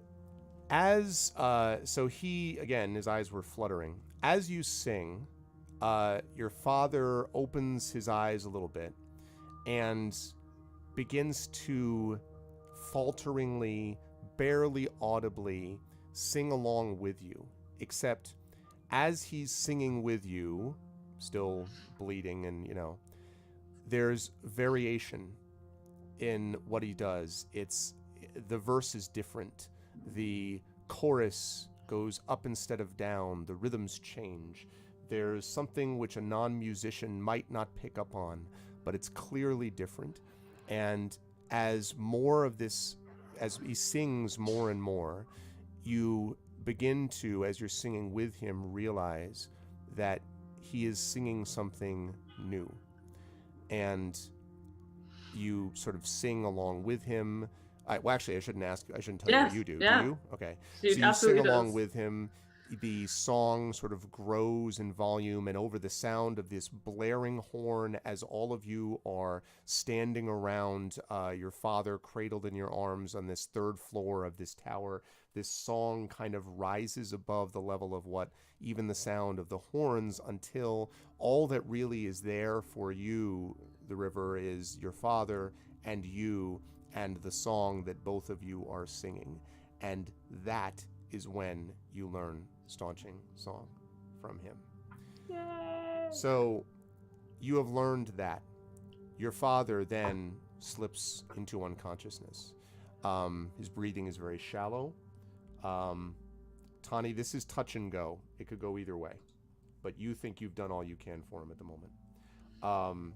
And Robar and Inga, at this point, the horns are loud enough in the set, like it looks like they're going to arrive in about a minute. And they are, as Tani pointed out, galloping like full bore, like, straight up. No, they do not sing lime in the coconut. I was flying just over. looking for that. I was running through to my head. You put the lime in the coconut. No, that's not what they sing. Guys. I'm having all these emotions. That's what we're here for. I was gonna say that's what we're all about. Yeah. So, do we take as read that she also now can use that in this situation, or is it unnecessary? Yes. Okay. That is 100% the reason. Yes. Okay. She is going to. So when he stops singing, she's just going to keep singing it to him, and use this staunching song of the woodman. So if you sing this song, you recover a hit die plus your constitution modifier's worth of damage, blah blah blah. Is it just do I have to spend a die for it? Warden's gift die or no? That is a excellent question that I immediately know the answer to. Absolutely. Without any question at all. I absolutely remember it word from the last time I looked it up too. Sorry, because I see it doesn't specify in the thing that I copied. But Oh, there we go.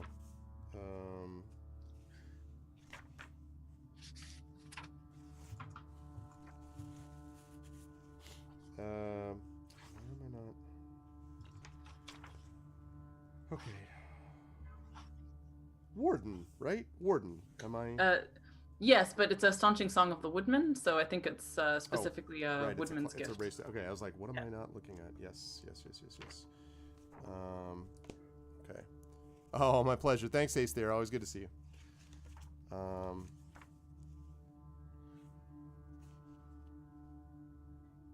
Okay.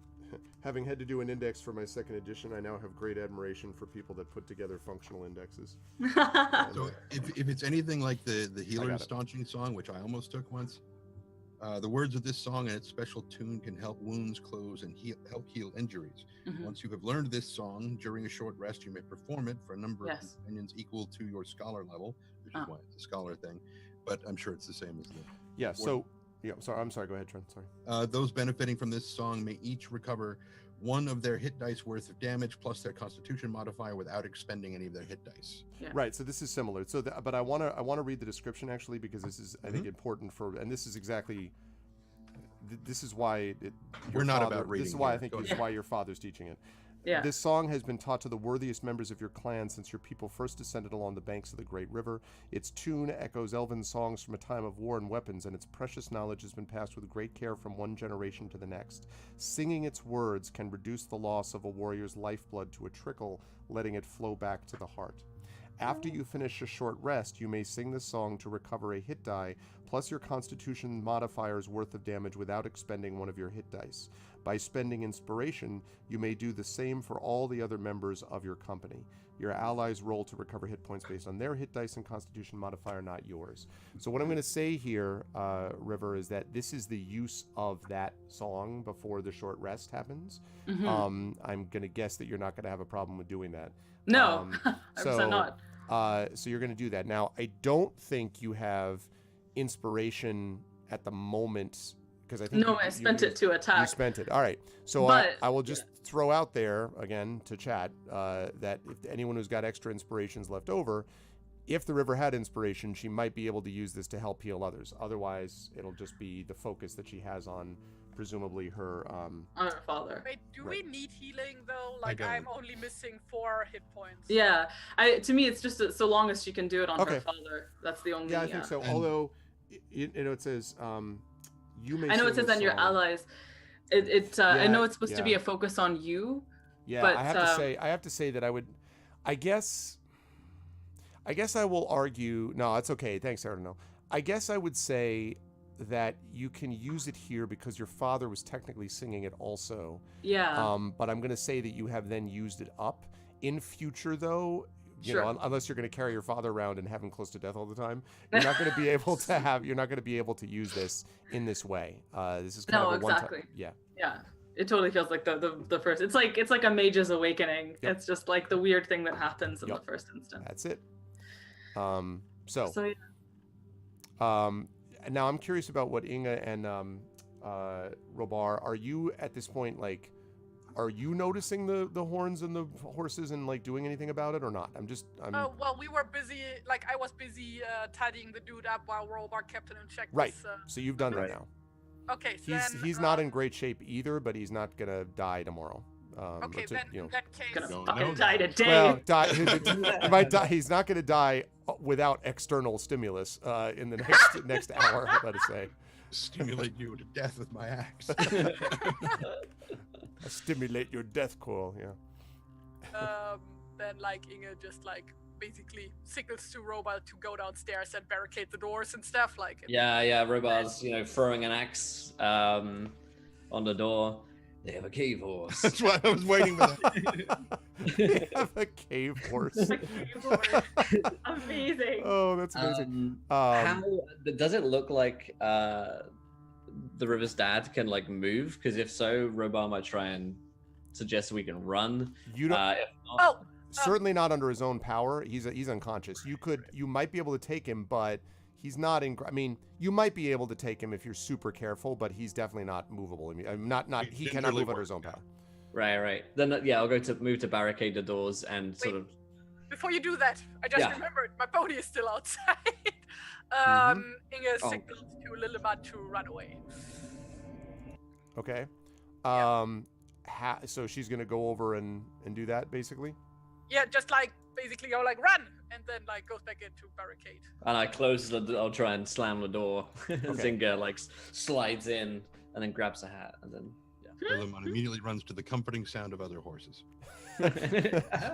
This is where they cover. Well, by the time you do that, I mean the horses are close enough that they can definitely see, Lilimon heading off, and like in that direction. So they can definitely see Lilimon moving. They cannot, however, see the music that I just tried to add, which is annoying. So as Lilimon, actually, I should ask: are you still trying to watch as this is going on? No, like basically she makes sure that Lilimon gets out of danger and then like gets back in and helps. I'll slam the door. The entrances. Okay, so Lilimon is going to run at your instruction, but Lilimon's only going to be able to run behind the tower, like out of your view. So like it's not 360-degree view. So once he's out of your view, then you just have to hope for the best, basically. At that point. Okay. You follow what I mean? Yeah, I was like hoping he runs away completely from the tower. That was the idea. He may be doing that, but you won't be able to see how far he gets. Yeah, okay, he's but moving like out of she your just way. trusts him. Like he has been through worse. Like he has had worse situations. So Gotcha. You'll be fine. This is fine. Okay. All right. It's not So worth. he is. Let's see. There we go. Good. Horsey! So he gallops away. Yeah, run away. So he gallops away. Go ahead, Charlie. Go ahead. No, I'm just She-Ra moment. Sorry, never mind. Okay.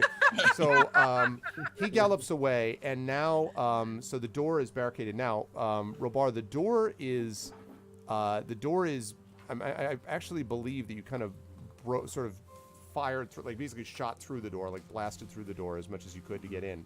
So the door is barricadable. You don't know how long it'll hold, but the door is, you can. They all come in from upstairs. I came in through the door. You came in through the door. They all came in but from I upstairs. didn't break in. Right. There were two guards. Oh, that's true. Yeah, they were up on the top. So it's just the window. So you're able to barricade the door. Okay. We'll see how long that lasts. Yeah, but there's only the one big heavy wooden, crossbar that goes across the inside Well, I'm of the assuming door. there's like furniture or something, right? Yeah, there's not a lot though. There's not a lot on that floor. There wasn't a lot of furniture in this whole place, in fact. Can any of us? I mean, River is obviously not going to do that. Can anyone just like look out the window, and for a second, like just to ascertain? I'm just having a hard time reconciling the lovely, genuinely lovely sounds of nice, happy horses pawing and harp music in my ears. With To quote Rosencrantz and Guildenstern, "Why don't you go and have a look?" yeah. You're right. I will replace it then with. No, don't replace it. I like this With music. dragons. The sound of dragons. Great. No, this is really beautiful. I like it. I just, please don't move it. The No, sound you're of change. Don't change. garbage trucks backing up. There we go. That's better.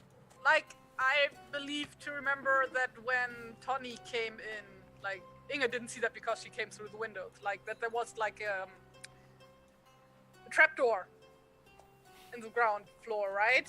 Did you mention that? And do we see that one? When she came in the front door, or Like I know that you mentioned that to the other characters, but like Right. Inga didn't see it. The point is, did Inga now notice a trapdoor? yes, I would say so. Okay, good. Yes. This door isn't going to hold for long. No. Is anyone looking out the door? I'm sorry, Will. Is anybody looking out Yeah. the window, or not? Sure, I'll poke an eye out. Maybe we can deal with them. Okay, so to do that, you'd have to go up one floor, just so you know, because there's no window on your floor. It's just the door, Then so you could go up. To Robar, you go and like Inga checks out the basement. Okay. Okay. Tawny very gently lifts the river's father's head. So many possessives. Off of her lap and looks up at her. Is like, Go. And lays his head on the floor very gently. And it's like, Is she done there though? Was there going to be any effect from song? If there is an effect, it's an effect which is going to be now going into play based upon what you've already done, not because of your presence there. Because I assume you stopped singing at a certain point. Yeah, And so, yeah. Okay. That doesn't mean you have to leave if you don't want to, but just like... No, well, she's gonna look out the window at least, Okay. to get a sense of what's there. Okay, so Robar, both you and the river, because you're both looking out the window, and then I'll deal with Inga next. Both of you looking outside see indeed a number of horses that have gathered, and they are sort of, there's lather and sort of, sweat. You can see like the horses look as if they've been running for a long time at top speed. And there are a couple of people getting down from the top of one of these horses, off the saddle of one of the horses, and is speaking to a couple of other people that are also getting off their horses at the same time. But the thing that seems unusual to you, I think would be the way to sort of put it, is that as both of you are looking at them, you can see that the person who's speaking to them is female, and is clearly, you can tell there's just a slight point to the edge of the ears.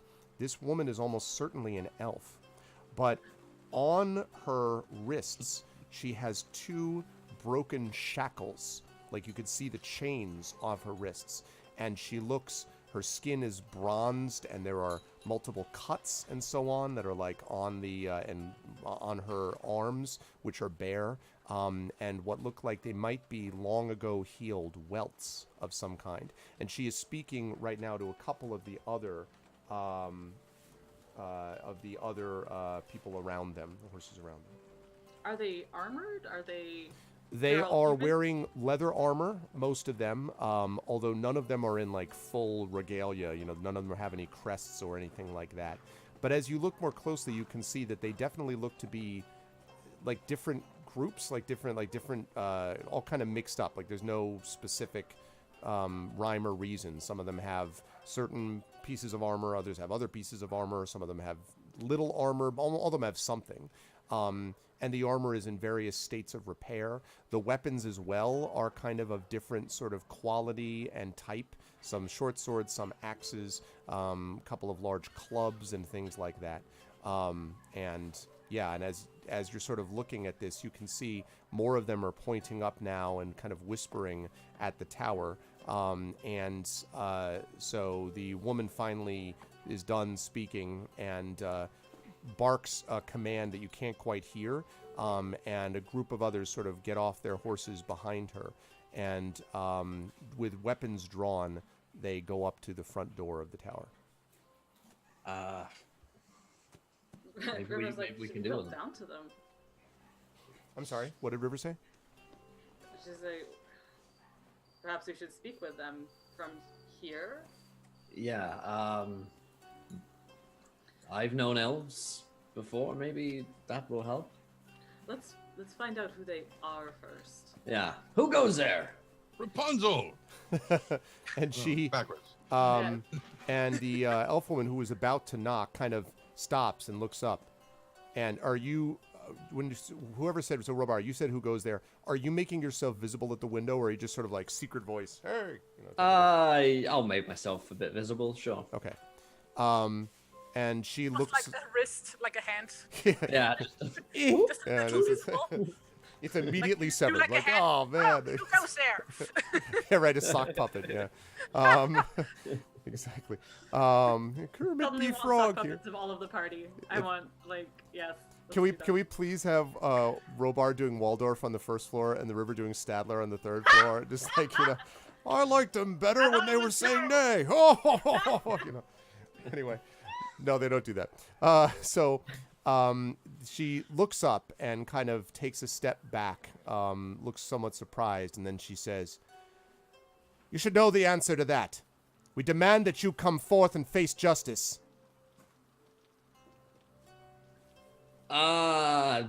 Justice. I'm not sure about that. We just, we've got your pal here. What was his name? Balder. Not Bigland. Balder. You know, the guy's name starts with a V.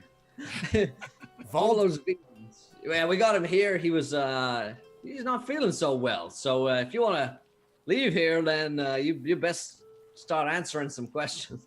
And she stares up at you. You can see now that she also has a scar down her left cheek, Robar. And her eyes sort of stare up at you. And you're kind of taken aback by the blaze of defiance that you see in them. And she looks up and she says, "Why should I care whatever more of your criminals are doing up there? I asked you to come down, and I'll ask it again, or I'll tear this tower down upon your ears." Wait a moment there. We're no criminals. We came to apprehend the leader of this tower. I have had enough of lies to deal me for centuries. I want truths for a second. And she nods, and 5 bows are all bent, like facing at the window. And she says, "I'm not going to ask again. We demand justice." Go ahead, River. What's the name of the elven lady that they traveled with again? I have it written somewhere. Just a moment. No, I'll find it. I know it's there. This is the problem when you have 6 million books and 5,000 campaigns. Irame. Yes. Yes. So River just kind of like jostles Hello. Rabar out of the way and goes, "We are friends of Irame, and we infiltrated this tower in order to rescue the hostages here. We'll open the door in a moment if you just tell us who you are." And she stops and kind of looks, and you can see that the people with the bows are kind of like looking at each other. And now that you can look at them more, actually, I shouldn't say that. That would only be if you were looking specifically. But they all, as I said, there's just a motley crew, basically, just from all over. There are humans among them, maybe a couple of elves. You think there are a couple of dwarves as well. They seem to be just a mix. And so she looks up again. Looks up there, and so you're also making yourself visible, River? Yes, yeah. Okay. Like she's literally like, so she move looks. over, Rabar. She looks up higher and she says, "Do you always have conversations on multiple floors? Who speaks for you?" No one speaks for me. I am the River of Rosgobel, and we have a situation here. That's obvious. Yes. Look, you seem fair-spoken sorts, and we have just apprehended Valderic here. And we'd love to speak to some friends. But who are you? And who sent you? And she takes a long pause. I want you to make a persuasion check for me, please, River. This isn't going to be probably that difficult one, but this is a little bit. This is clearly not what they were expecting. Yeah. They're kind of like, what? Nor us! What? You're the good old boys. Okay. Hey. Hey, that's quite a check. So she sort of folds her arms and she says, "They call me Ash. What I want to know is, who are you? And who in the hells is Valderic?" Clearly we need to have a longer conversation. Hang on a minute. Okay. And River just kind of bolts down the stairs. Okay. And goes down to so is Tawny's upstairs, Rabar is there, Inga's just down there. Inga's on the bottom level. Inga is going to be checking the basement. I'm going to head to Inga in a second, but Okay. 'cause this So all Inga's kinda happens. not there. It's just like River is It's just all gonna happening like. simultaneous, so I don't believe Inga would be there, assuming she goes down into the basement, but I will talk about that in a minute. All right. River is just going to open the door and step outside. Okay, so pause. Now, while that was going on, Inga, sorry, pause, double pause. Robar, are you also going to head down, or are you going to stay in your position on the first floor? I'll head down. I like pain. Okay, so you're going to stand next to the river. Okay, now, Inga, when you got down to the basement, you could tell that the trapdoor is not locked. It's heavy, but it can definitely be lifted. And if and when you do so, there is a ladder which descends into darkness. Oh wow. Well, I can see in the dark, so that shouldn't be a problem. Descends into darkness, but you can see in it, yes. Yeah. Yeah, I check out what's down there. Okay. So, Well, first I listen in. Like, do I hear? Has Inga heard anything of what's been going on? I would imagine not... that was shouted pretty clearly. Well, it hasn't Yes. happened yet. Well, it's this. Yeah, so her going down into the basement is happening simultaneous with Robar and the river basically being like blah blah blah blah, etc. So that's happening simultaneous. So I would say that she could hear the first part of it. Conversation after this, she won't be able to hear unless she comes back up because she's now heading down into the thing. So that's funny, or no? Her shadow bouncing past each window as she goes down the staircase, Muppet style. Okay. Now go ahead and make a perception check for me, for since you asked to hear, see what you could hear down there. Oh no, it's Alistair Cookie Monster doing upstairs, downstairs. Actually, I want to use my special ability. Oh, what was it called? I have too many abilities. We can take some away if you want. God, what is it called? Like basically, Rumor of the Earth. That's right. Like I get once between every long rest, I get basically a better perception check, but it's through survival instead. But like I can hear stuff far away. Do it up then. Like D of 15. If I succeed, I get useful information. If I get a 25 or higher, then I get near miraculous information. Got it. All right. Let me see the miracle. It's on page 83 if you need it. So survival instead. Natural 20. No, natural 1 actually. So never mind. Oh man. Welp. The Earth tells you nothing. The Earth is like, listen, I don't spread rumors, so I'm not gonna. Then she just keeps climbing down. So, one thing you do notice is you don't hear anything, but you do smell something. There's a smell both of deep loam and sort of below the water table, perhaps earth, but there's also the smell of rotting something. Ooh. Yeah, I keep going. And when you get down to the bottom, the smell gets very, very strong. And you can see that as you're sort of getting down the stairs and looking below you, that there seem to be some things lying here. A number of things, actually. And they appear to be bodies. Great. Do I notice anybody who appears alive? You can start looking through them if you wish. These, I would ask you to make an investigation check for this then. Also, just like mentioning, like, by now, like, Inga got her ex back from River. Like, Yeah. That'll just be a running gag. You'll never get it back. There'll always be some reason you don't have it back. 6, I guess. Like, my dices are cursed. Frankly, these things look as if they've been dead for a while. This looks like sets of corpses. All of them are not stripped completely naked, but are all like just in sort of tunics and clothes. There's no armor on any of them. And they all seem to be men, some women. No children that you see. But there seem to be probably a good maybe 11 or 12 bodies down here. It's not a very large room. But as you look, Inga, you're pretty sure that some of these look like woodmen.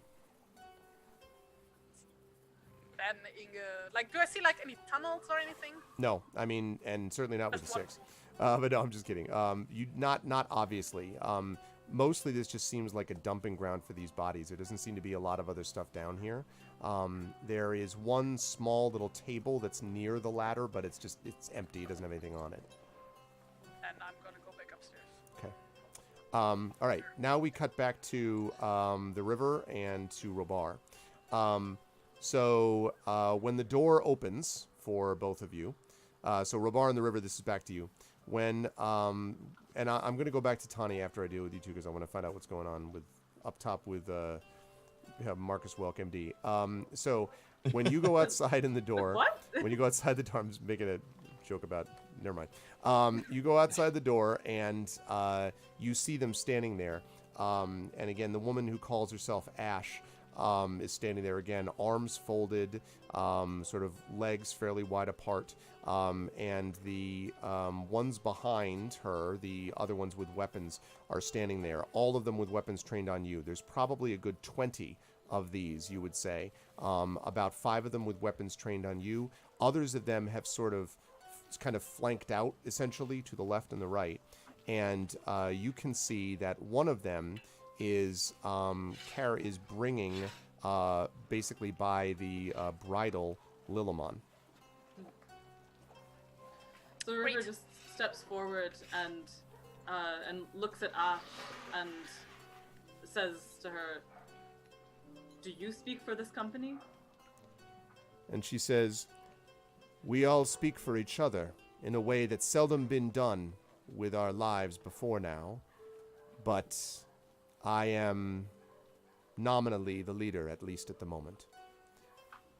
River smiles a little and says, "That's how we like to do things as well. As I said, I'm the River of Roscobel. I rode here with my companions.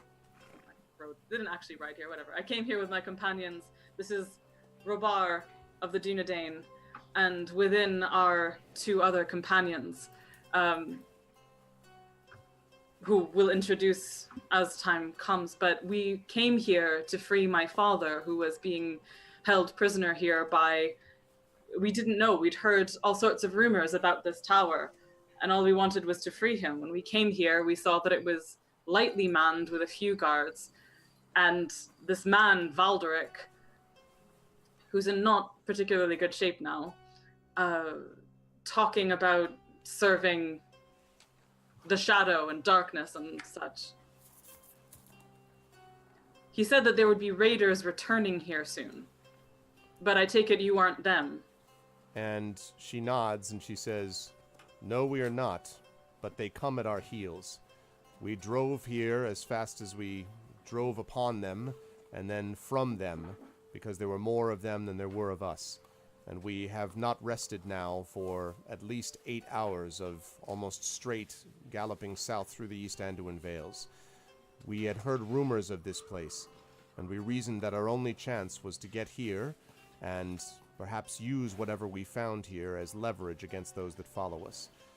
If I were to guess, they are maybe 10 minutes from us by now, and we would still be galloping if it were not that we are exhausted." And as you look around, you can see that, as I mentioned, the horses were all sort of lathered up, and the horses do look like, just like a couple of them, one of them actually even stumbles, and you can see one of its rider is trying to kind of, pet it and kind of whisper to it. But they all look in rough shape, and indeed, all of the riders themselves look pretty tired too. The only exception to this is Ash, who, as I mentioned to Robar, is just got this absolute, like laser-like focus glare, at all times. "Well, if you think the tower will be of use, then by all means, come in." We haven't made any inspection of it for stores or water or anything like that, but I imagine such exists in here. How far are they from Roscobel at this point?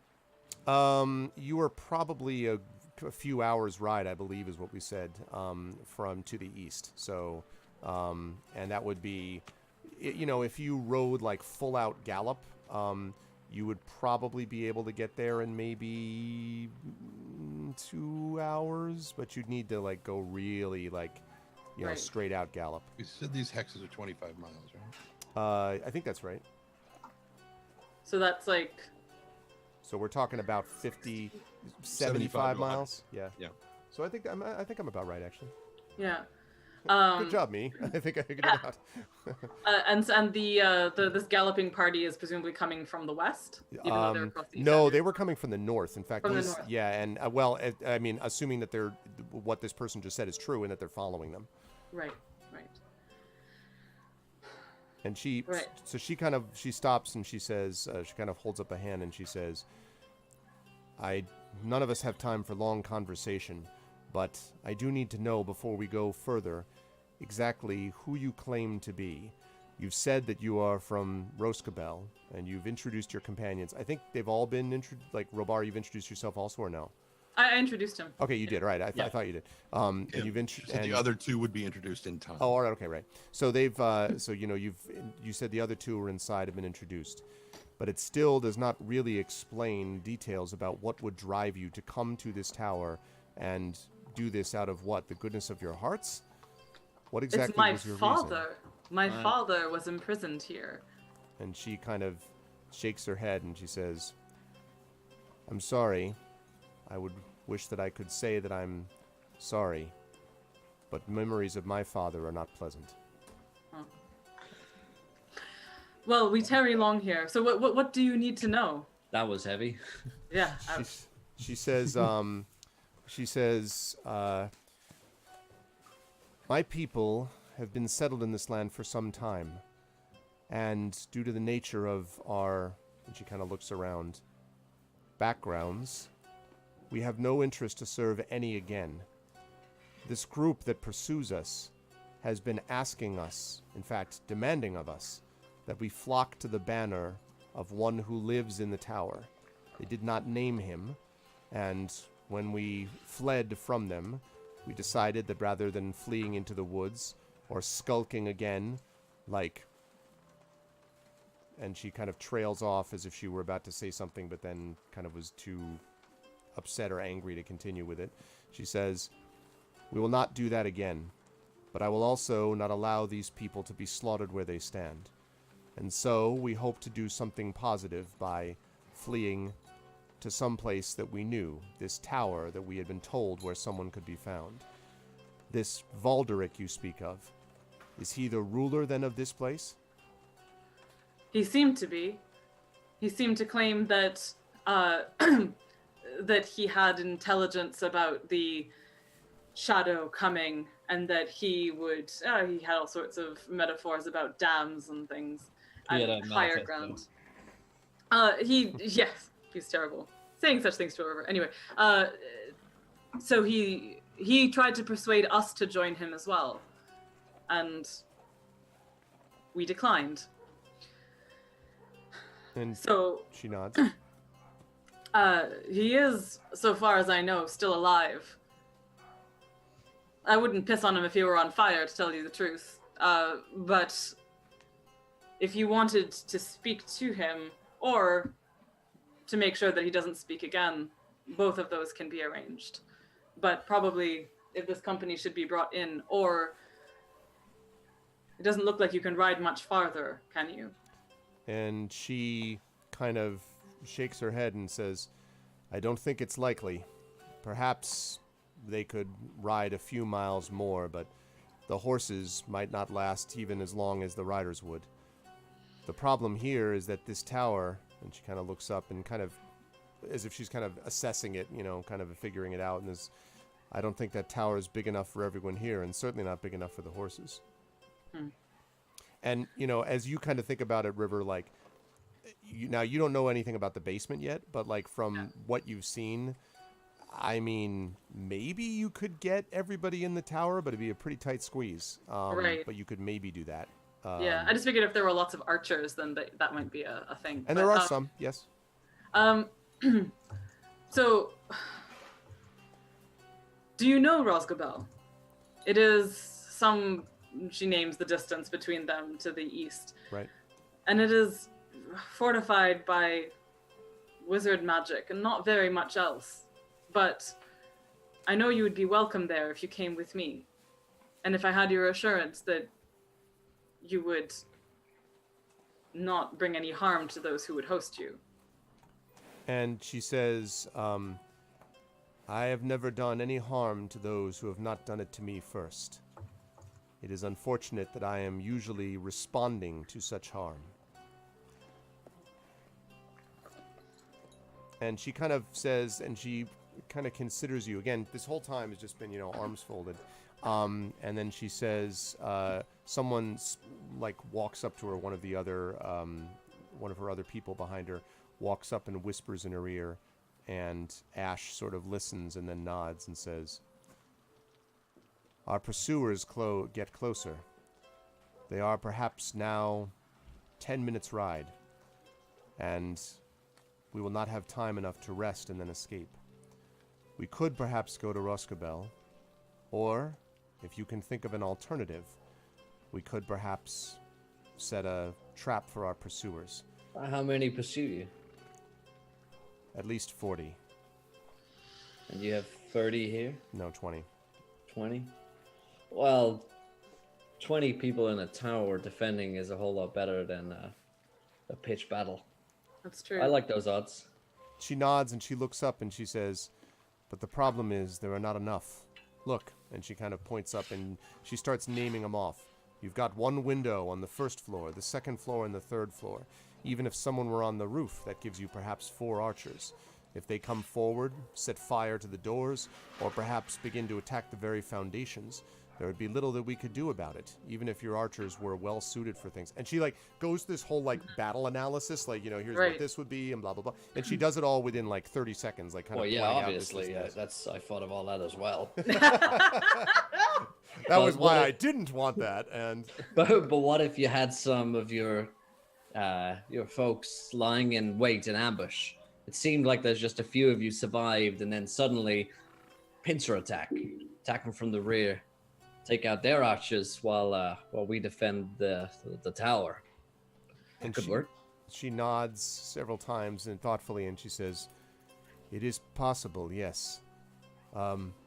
We could perhaps do this, but..." And she kind of looks back at you and says, "But I am concerned that this is still some trick." And she kind of walks, so she turns from the river and walks right up to you, Robar, no personal space, and kind of stares you directly in the face and is kind of like, "I wonder whether you would betray those who had allied with you." You sound just like my best friend. And she leans back and she says, "I should meet this best friend." And steps back and says, "Very well. You said there were 2 more of you. Can they fight? Handle a bow?" One of them can. One is a healer. So if any of your party needs attending to, he could take care of them. She nods and she says, "Yes, we probably could use some of that. We'd have to send our people up to where your healer is. Even so, what if they set a siege around us? Perhaps we set this ambush that you suggest, but how do we make sure that the trap kills enough of the game?" We do still have Valderic. We can see if we can make use of him, either as a hostage or perhaps under duress he would be persuaded to work with us against the others under his care. He does seem to only value his own skin. Perhaps. All right. They know me already. They have seen me, and I was defying and fighting against them until I was forced to flee with my people. If you will, a measure of trust would be this. Let me set my people here, to the left and the right of the path, and he kind of explains where they want the people to go. And then let me handle this Valderic of yours. If you are seen, they will have no reason to respect or care for you, or at least they might not give you the time to explain who you are. But they will know who I am. I made sure that they would not forget it." So what she's proposing essentially is to have us front, and while they lie in wait as an ambush? They lie in wait except that she would be the one with Valderic. Basically you would be kind of the support. She's the one who kind of uses him for whatever she's going to use him for. And you folks are behind them kind of supporting or backing her up. Insight check. Yeah, exactly. Sure. I was going to say, can we do an insight check? Sure, absolutely. And then I'm probably going to have to run, actually. That's 17. Yeah, you're pretty... Robar, you get the sense that Ash probably usually says what she means. In fact, you're not 100% convinced that she would be incapable of actually being deceptive. She's just kind of like, this is what I do, and if you don't like it, you can lump it, All right, I trust her. And she kind of nods and she says, all right, then you can take your position where you will. She kind of says to Robar, going to some place where you'll be not visible for the rest of this session whilst. That's right. I'll just go over here. Okay, before you leave, Will, we will see you, of course, for ArfCon. You'll be back for that session. Yes, Saturday, or whatever it is. I think it's Saturday. 20 something. Yes. Yeah. We will see you. Do you want to just talk up very briefly who you are and all that stuff for people before? Yeah, no, I'll be super quick. You can find me on twitch.tv/encounter roleplay. I'll say hi in chat over here. Or you can follow the new Kobold Press Twitch channel, which I'm also the Twitch director for, which launches in June, which is super exciting. So that's twitch.tv/Kobold Press. So find me over there.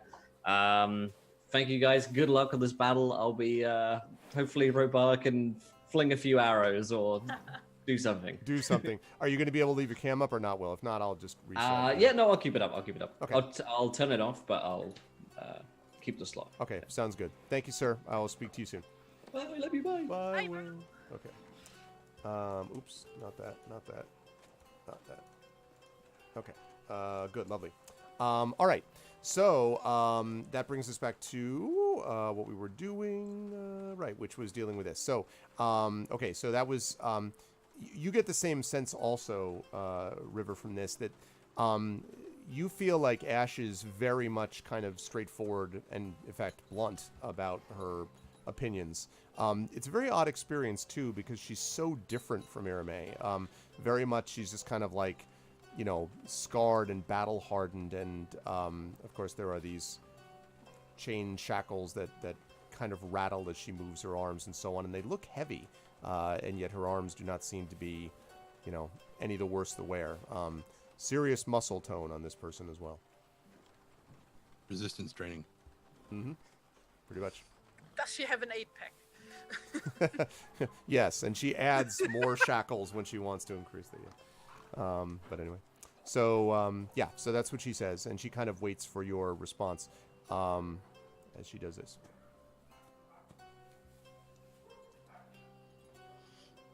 You're muted. Muted again. Okay. No, you're Now not. we can hear you. Why? Okay, here we go. Hello. Yes. Hi. Lovely. Okay. It's like you don't want to speak anymore. You're done speaking. That's a sound plan. My only concern is that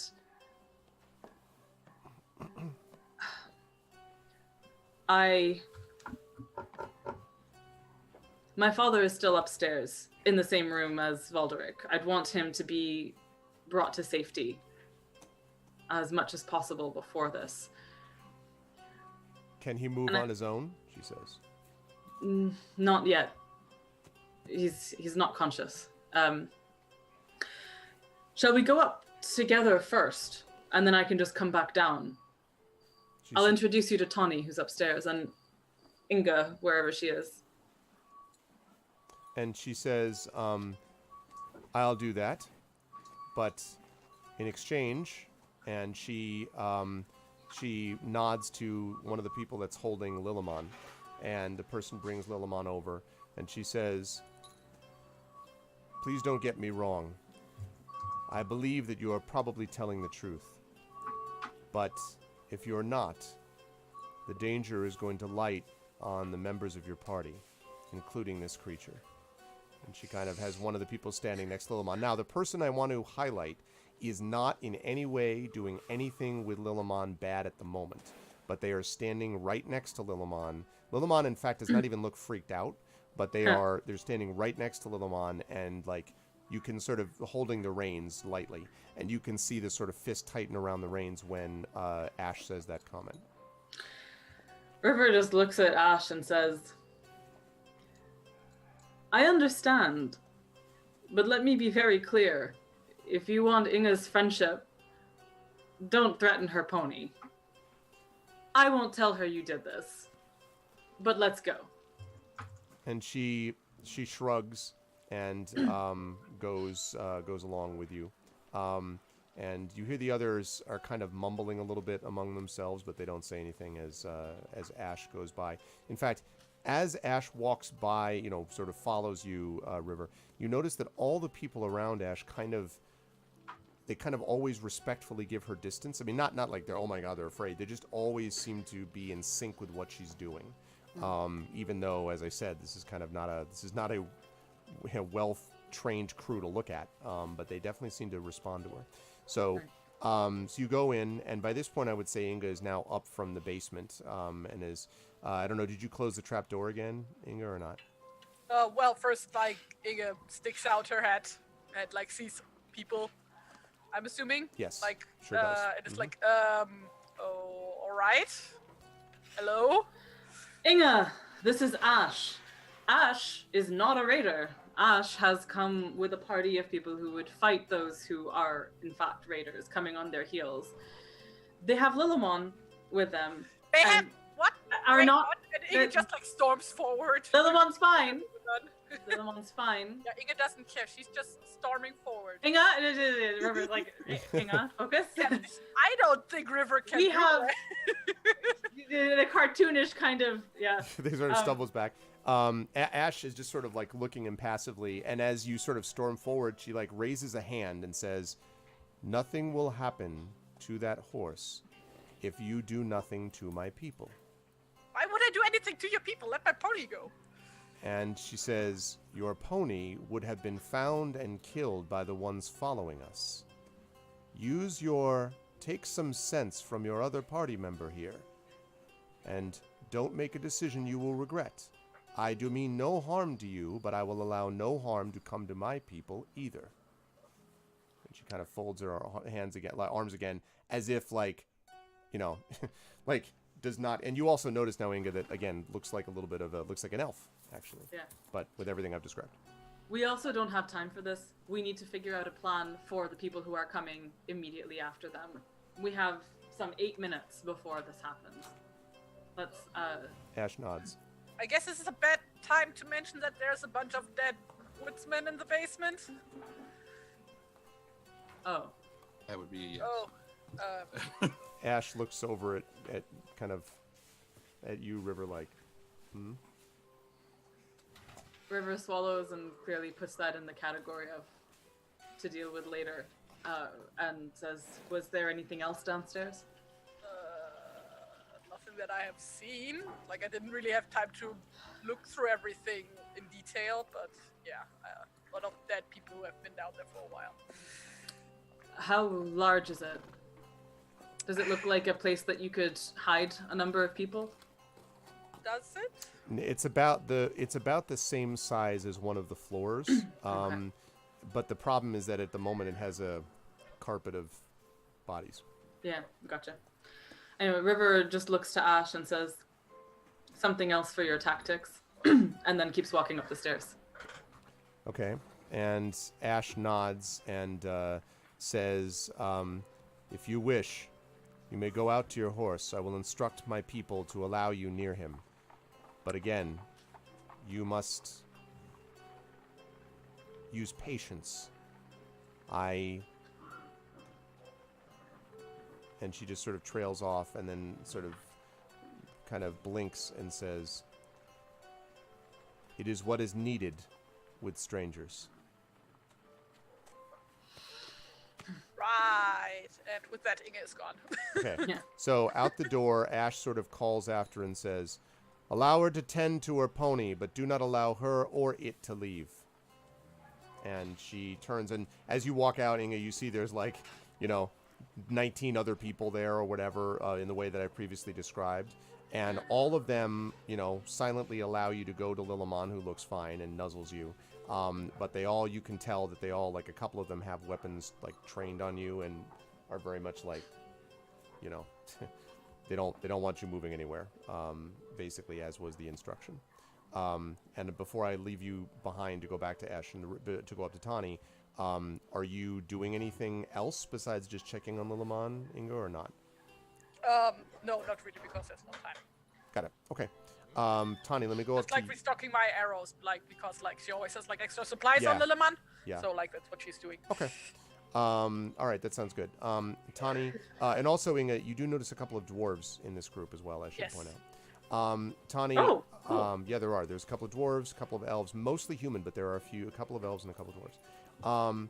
So Tani, this is sort of simultaneous. You've been attending to the father, so I want to know first of all what you've been doing to take care of him, but then I want to know what happens when, you'd be able to hear a little bit of like snatches of conversation here and there depending on what you do, and then obviously they'd be walking up the stairs. So previous to that, what were you doing to take care of the dad? A couple of things. Okay. One is, in whatever way he can, trying to very gently suture the wound closed and Okay. keeping it clean.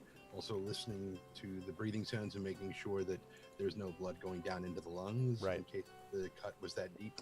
Doesn't sound And- like it. Okay. And just generally, he would have a sense of how much blood was lost Good amount. in the thing, so knowing whether or not to elevate the legs and whatnot. But also, given the wounds to spirit, as it were, from having been incarcerated for a while, Mm-hmm. he's trying to figure out ways to help with that. He's kind of trying to echo the song, but he doesn't know it, and he's not very good at singing. Mm-hmm. So he's just eventually he kind of gives up. But he's also every now and again he glances over at Baldric to make sure that he's not getting loose. Well, and also Stone is there, right? Right. Yes. Stone has been sort Oh, of. that's true. Yeah. Yeah, Stone has been kind of standing at one point, and Valderic kind of is sort of groaning and has been trying to move, and coughing and all this stuff. And Stone has just done a like kind of a low, kind of guttural growl, and Valderic, then kind of settles and is still, somewhat. Tawny would probably say something along the lines of, "You know that this is her father. This dog knows this man very well and saw how you were treating him. I would do everything in your power not to anger this animal." And Valderic makes no reply, just kind of groans and doesn't say anything. Like we probably also like gave him what's it called? The gag. I gag. Yeah. So Okay. probably can't speak like that. How do you like it? Did you leave him still on face first, or did you make it so you could see his face with the gag or whatever? I mean, Like I'm assuming we like tied him up and set him upright and then like tied him like to the table or something. well, okay, if you're doing that and then Stone is Yeah. just sort of standing guard, that's fine. Yeah. If that's what you're doing, okay. That Yeah. was the idea. So, okay, that sounds good. Well, then, yeah, so Stone on several occasions kind of just, face directly in the face type of thing. And Valderic, who's kind of sweating and clearly in pain and everything, and just kind of, doesn't respond or doesn't try to make any noise, but just kind of settles a bit. Okay, so you're doing that with the father. When you start hearing these snatches of conversation, do you just continue to ignore them and just keep working on the father, or is there any point where you stand up or do anything else? Or you His just priority is River's father. okay? So when you start hearing steps coming up the stairs, when you hear footsteps, does that change anything either, or no? Because it sounds like there's a couple of people. He will glance over to see who comes up first. If Okay. it's the river, And it would be the river. okay, then because he would presume that if the river comes up first, she'd kind of be like, "It's okay," Yeah. kind of thing. Or if the look on her face was, "We got a problem," then he would go for his stat. Yeah. No, River looks cautious but fine and says, "Tawny, I've brought someone to introduce you to. This is Ash, leading in part this company at our doors." And And looking you see at what and is she, then previously she described. then she pauses and looks at Valderic and just looks away again and looks at Tawny. And this is Valderic. His life hangs by a thread, as you can see. Yeah. Tawny would as soon as she motioned to Ash, would look Ash up and down, and seeing all the scars and everything, Tawny would noticeably kind of be like, Yeah, and so when you talked about Hani, you sort of explained, you had said that this was the healer down below, right? So when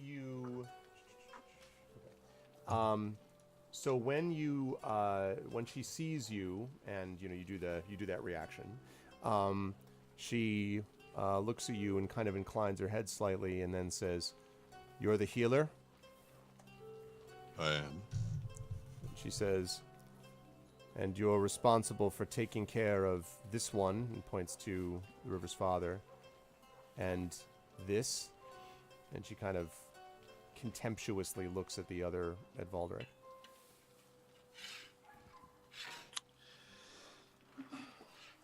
I am sworn to the service of any who are injured, so long as they do not serve the enemy. This, presently, is my charge. This, looking over at Baldric, will survive. And she nods and she says, "I see. Rather unfortunate that some of these have to survive." And she takes 2 long steps over and grabs Valdric by the scruff of his neck and just pulls him up like this. And he's like, he's like obviously, in pain still. And she leans close, and all of you on that floor, so the river and Tawny, can hear her. "I have heard that you are in charge of this place, and you're responsible for those that would put us back in chains. I will never be in chains again, little man. Never."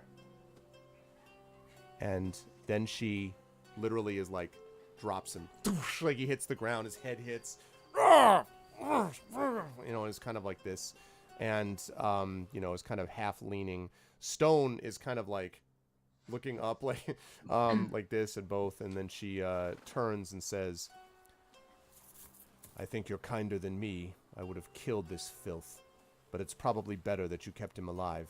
He could be of use to us now. I don't know how much you know about what's been happening down below, but we are only 5 minutes away from having the group that pursues us arrive, and my people are too weary to flee. We're setting up an ambush now. I don't know what healer use will be in battle, but we will certainly have need of you after it. In the meantime," and she kind of looks down at the father, at the river's father, and says, "I don't know what we are to do with this one. Using this floor right in the middle of the tower, which could be a good defensible position for a infirmary, is not what I would wish, but there may be no alternative. Still, I wish we could at least move him somewhere." There is another floor, a little ways up, where Valdric had his office.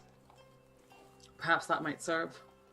And she says, "Maybe," and then she says, "Wait, an office, you say?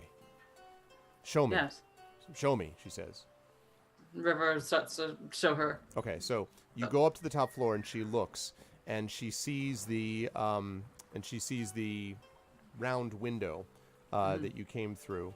And there are still, you might remember, Inga, there still are a couple of those bars that you had to kind of push through, that, you kind of bent out of the way when you went through, but it was, So she grabs onto these iron bars, and River, you just see her just pull back with just this inexorable strength, and basically, it's not that she rips the window apart, but she basically bends the bars, makes no sound, no grunting or anything, just this this steely expression on her face until she's bent it out of the way, and then pulls the rest of the way, throws it to the ground, and she says, "Good, enough room."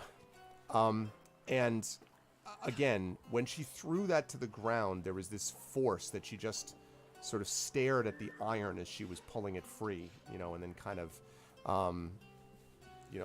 looked at that, kind of cast it aside almost in disgust. And then she looks out the window and kind of measures it, and she says, "Yes, that might be enough." And without saying anything to you, she kind of pulls herself out of the window and just kind of looks up. So her torso's down below, and her upper torso is up there, but her legs are down below, still sitting on the windowsill. And she kind of looks around and then kind of pulls herself up and looks and says, "Yes, I think that will do nicely." And then she pulls herself back in and says, "No, you can keep your father on that 3rd floor. Valderic and I will be here on the 4th floor, above them." All right. What are you thinking? And she says, "Pain, but beyond that, leverage." Very well.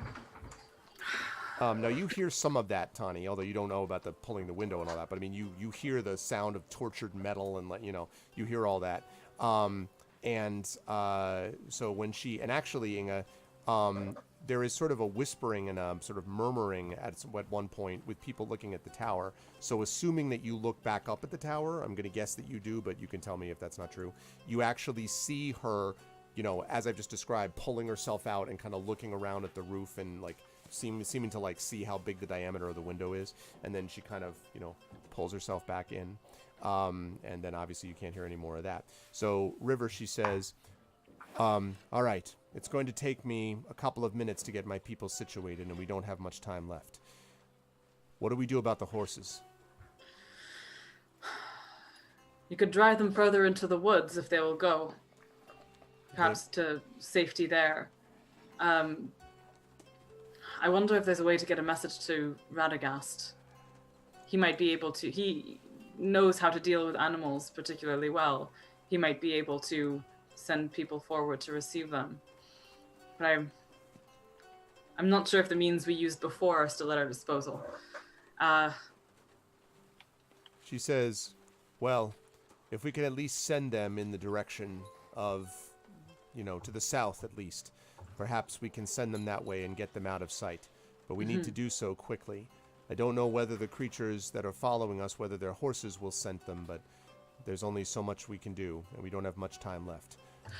Your people, the 4 of you, your healer, I assume, is left here to take care of your father, but the others, the one you call Robar and Inga, the 3 of you will back us up?"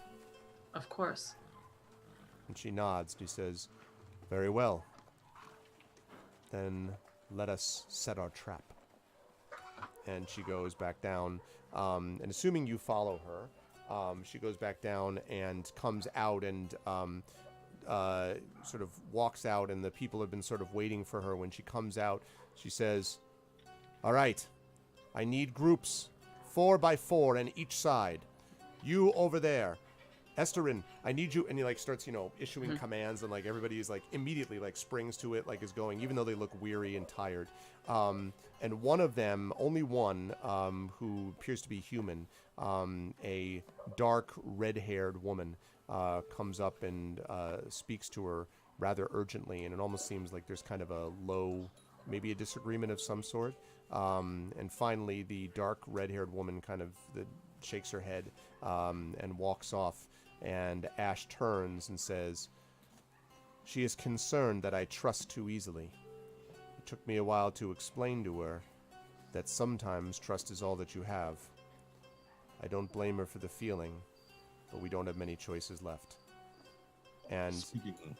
Oh, go ahead, Tony.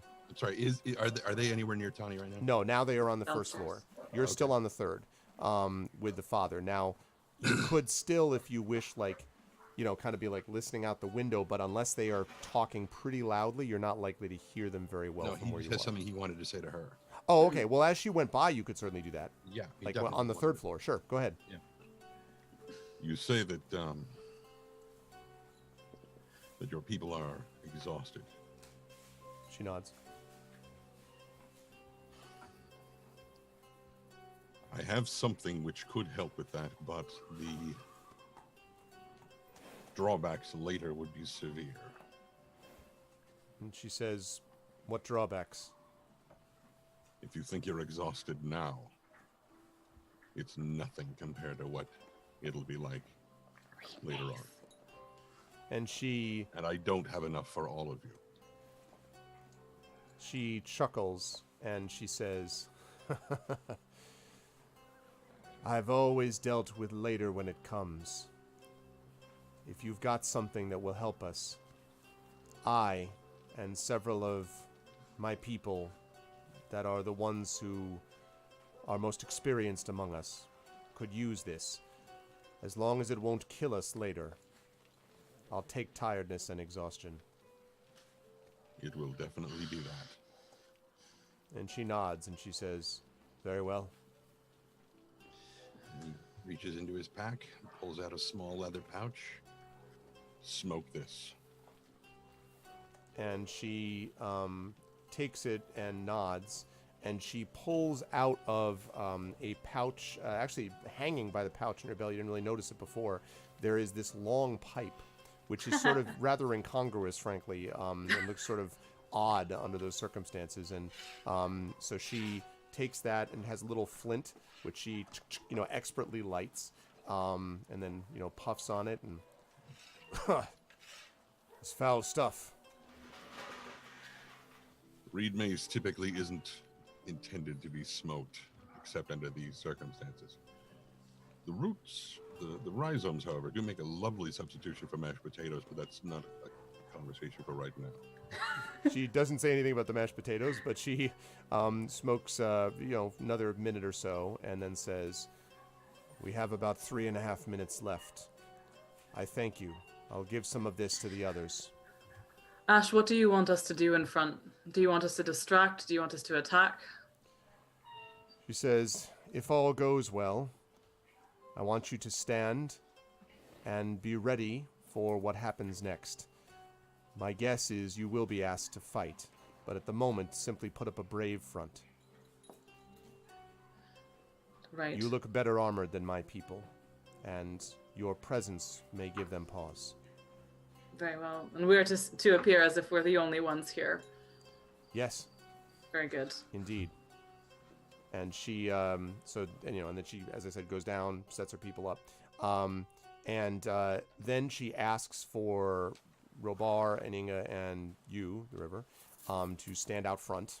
Obviously, Tani gets left on the 3rd floor. And now you can hear the sound of, galloping is definitely coming now. There are no horns this time, though. You just hear sort of galloping hooves, and definitely more than the last time. The horses have been asked, the horses of these people have been asked to leave and are sort of heading off in that direction. Inga, are you sending Lillimon with those horses? Or not?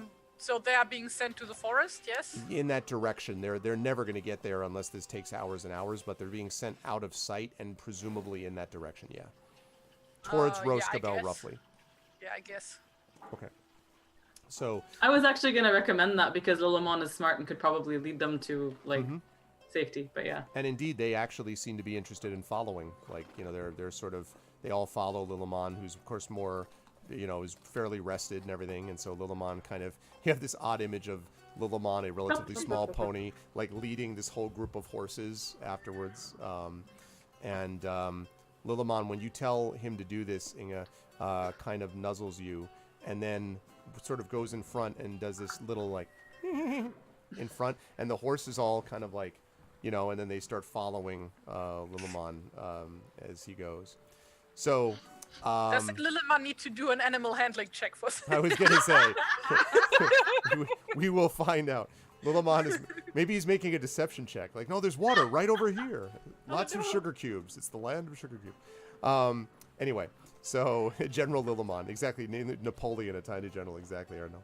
So they head off, you folks are in the front, and pretty soon you can see this array of people coming. And these people look different than the ones that came before. First of all, the horses do not look nearly as tired as the others do. Secondly, everyone on these horses is fairly well armored. Now, not armored in plate mail or anything, but they are obviously seem to be in better condition. They seem less tired. They don't have any scars or welts that you can easily see. They do look like sort of rough kind of people with, as if they've been, out in the woods and basically in the wilderness for a long period of time. There's actually both men and women here, but the men have sort of long, not particularly well-kept beards, and they all look a little bit dirty, and so forth. But they seem to be again, there are many more of them, and they seem to be not nearly as exhausted as the people that you've just left. And they come sort of riding up to you, and they see you, and the one in front, the leader in front, apparently kind of reins in his horse and stops and holds up a hand, and everyone kind of stops, and you can see that again, there's sort of almost like a vector formation, like behind them, and some of them have again arrows out, bows and arrows out that are sort of trained on people in front. And he says, "Who are you? Why do you stand in front of the Tower of Valderic?" Quick question. Sure. The thing I wanted to ascertain from Ash was whether to put on a brave front, whether we were supposed to be acting as if we were of Alderic's party or not. I wanted them to be on the same page about that. No. The impression that you got was sort of brave front, like, well, we'll tell you where Valderic is when we want to, like that kind of thing, more than the opposite. Yeah. Mm-hmm. All right. Yeah, she definitely did not seem like you should be deceiving this person. Although, again, whether Ash ever tells anybody to deceive anybody seems unlikely. Right, exactly. She's got one gear, and it's,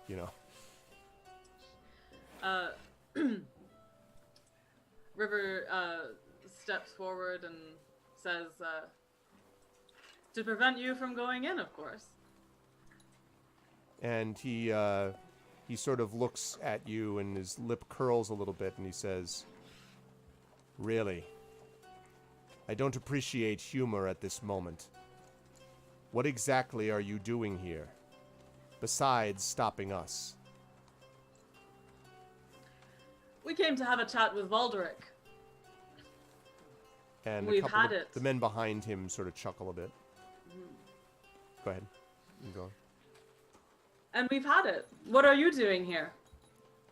And he says, "We serve him, and since we serve him, and since you are standing in front of his home, I must assume that you are..."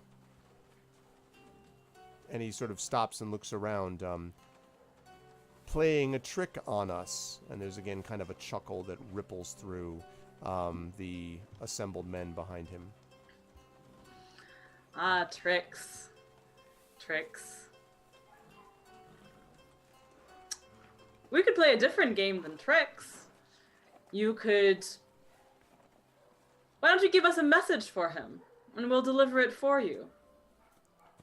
And he sort of folds his arms and kind of looks at you and says, "I think I've had enough of games and jokes."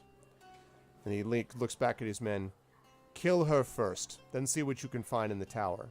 And then there's a moment where everyone's like, "No, no, no, no, no, no." Everyone's looking at each other. And then you hear a voice from above you.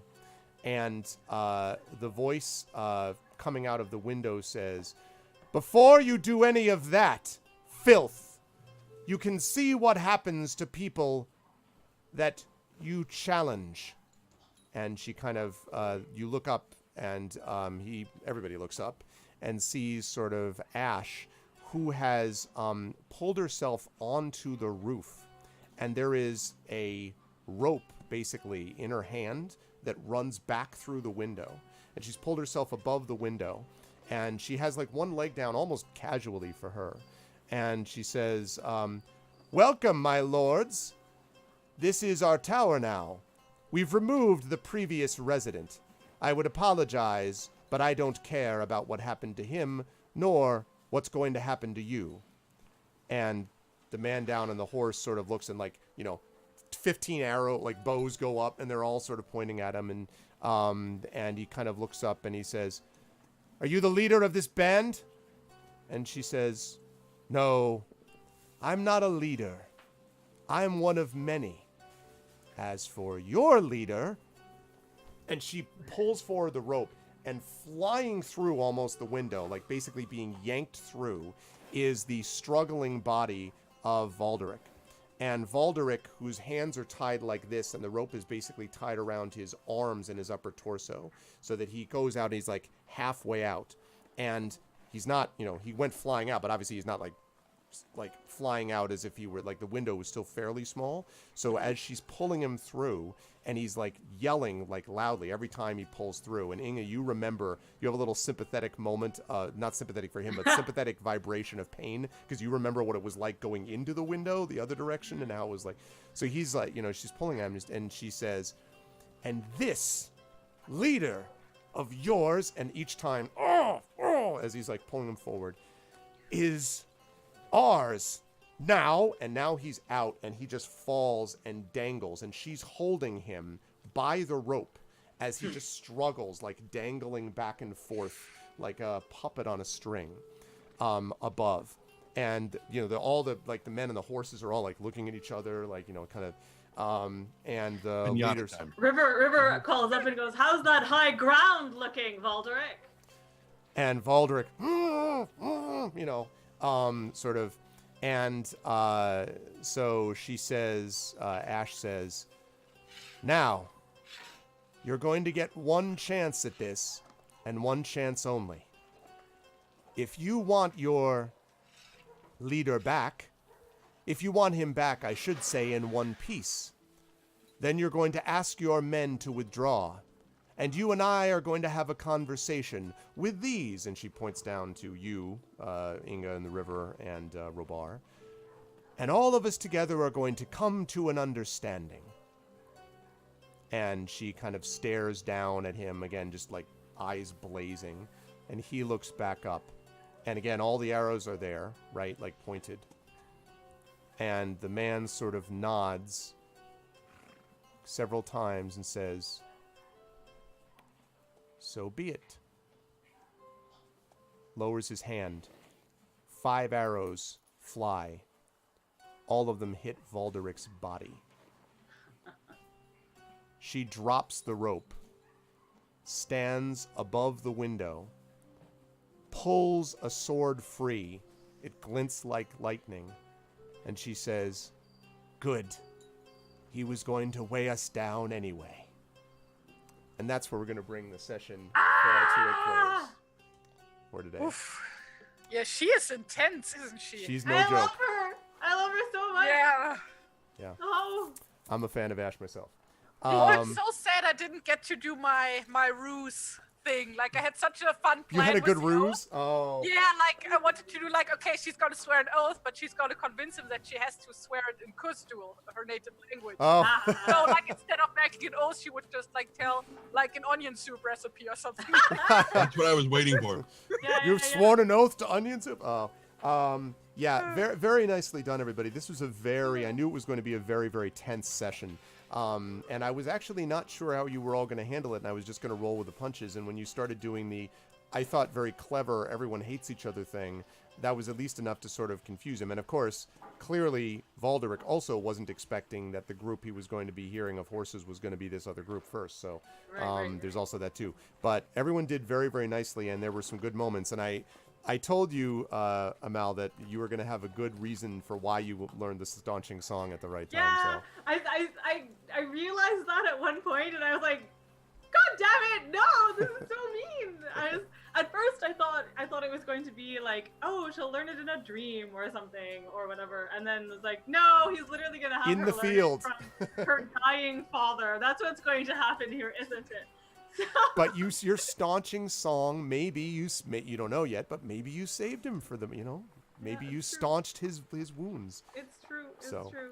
So you just have to, I guess, watch all of his other friends from Roscoville die in this. Yeah, dark times. Yeah, we'll see how that all goes down. But really lovely work from everybody. I will start as I usually do down below, starting with Amal. Very nice work, as I said, Amal. I really enjoyed. Everyone was very good, I think, at being consistent with character today. Not that you of course, you're always great at characters, everybody, but I think you did very well at sort of, this is my focus, this is the thing I would do, this is the thing I would do. So that was all great. And everyone had a moment like that. With Inga, it was kind of like, no, I'm dealing with Lilima. And everyone was doing the same thing. Like, the river's like, no, and she's like, I don't think you could stop me. And everyone was like, it was all perfect, because, like, at a certain point, everyone sort of organically fit in. So you were very much a part of that, Amal. So nice work today.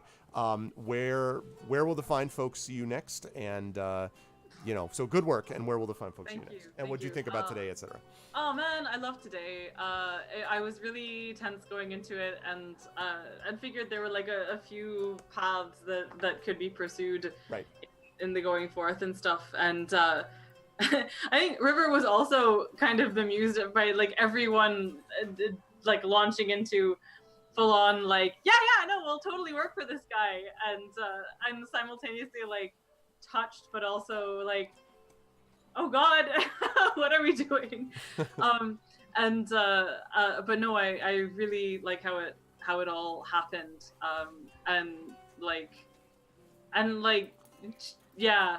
she is to kind of think about the fact that if he had actually let her dad go, that she probably would have had a minute of just like actually working to save these people closest to her, whatever it took. But the second that there was an opportunity to not do that, I think that was the right. Yeah. Mm-hmm. I'm so relieved. Thanks so much for the inspiration, by the way, chat. Because for once, like using inspiration actually meant that there was a good outcome. Yeah. In the offing and stuff. By the way, it was a good thing during those deception checks that Tani actually got it right, because if all of you had failed the deceptions, then none of that would have worked probably. But Tani threw him off enough that kind of. And I forgot that at 5th level I picked up Webs of Deceit, so I would have had advantage on that anyway. Oh, yeah, that's right. That's funny. So sorry. But yeah, that's true, Amal. It is a good thing that the inspirations were there. I mean, River was not lying about that part. Right. Like, that was the thing. That was like, no, I will sacrifice my principles and stuff like that and just let my dad go. And, but yeah, I mean, anyway, she was going to look for a way to, within her own honor, allow herself to die in the breaking of that oath if possible and stuff like that. So I assumed. It's going to make for a hell of a session, which I hope you're able to do, but it'll make a hell of a session at the ARVCon session. This coming up thing. So. Oh man. So but yeah.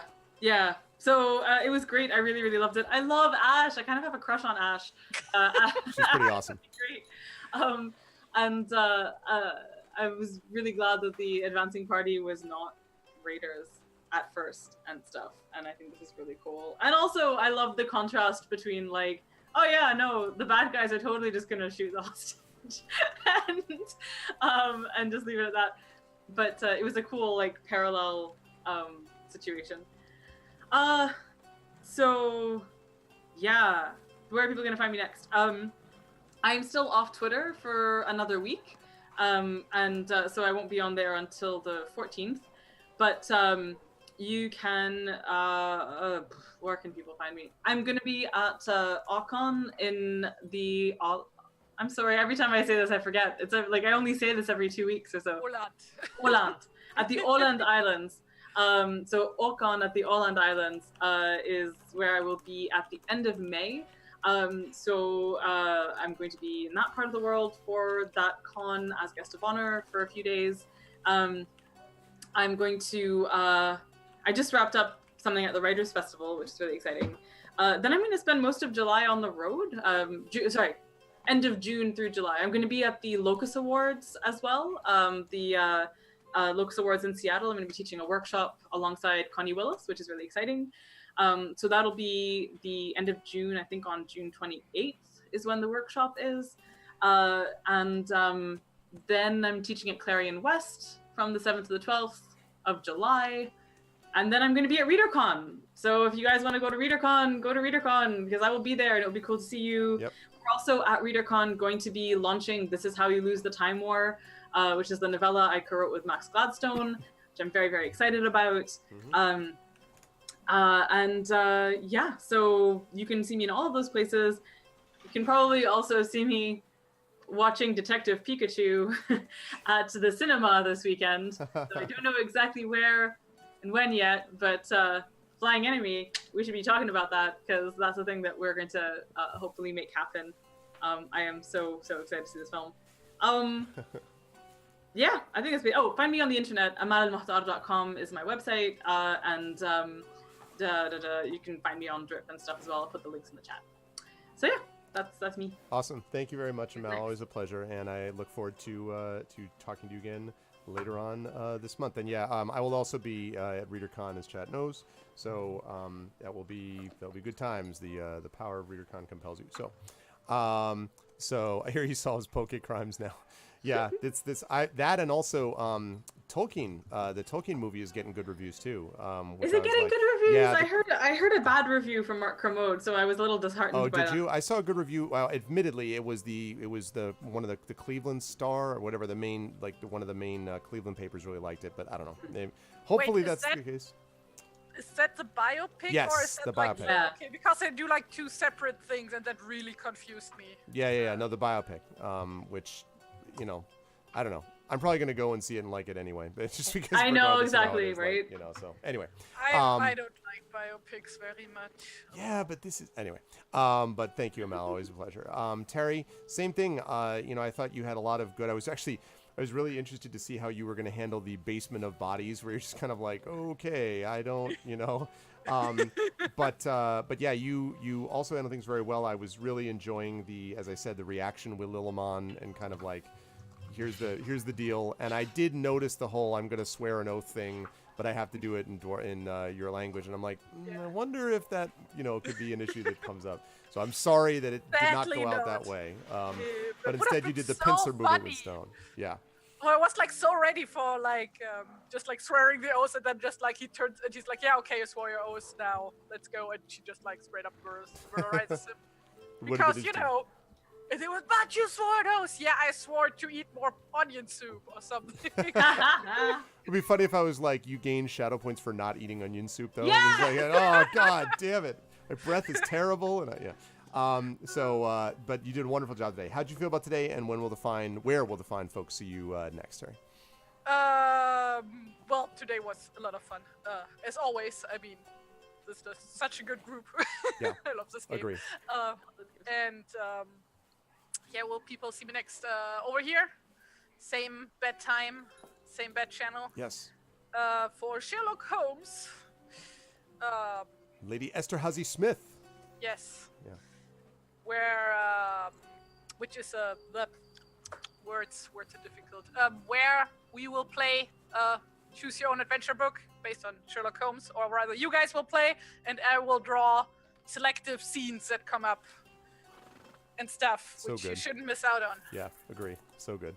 Yes, that's it. Yeah, Okay. That's what Awesome. Always a pleasure. Thank you, Terry. Of course, Will, as you heard, is on Encounter Roleplay and is now working for Kobold Press. I actually didn't know that he was doing the Twitch channel for them, though, so that's really cool. I actually own, I think, one or two things by Kobold Press. So anyway, that's cool for Will, and you will see him back here also at ArvCon, so you will see him for that, and you should check him out over at Encounter Roleplay and such like, because Will is good people.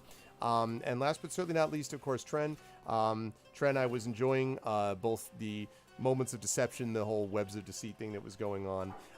It was also interesting, by the way, that all of you were sort of like, when Ing is like, yeah, this guy just abandons his friends. Like, you're not really serious, but you're kind of semi-serious. Like, you're not totally happy with like him still a little bit, and like. That So, was really great. It was, yeah, it was really funny. I was like, yep, this is, and he's like, oh, that's what you have to say. Anyway, like the thing about good acting is about channeling your own emotions. oh your no, true of course, no, you're just picking up on a yeah. wellspring. Oh no, of course, I understand. I understand, not actually personal. No.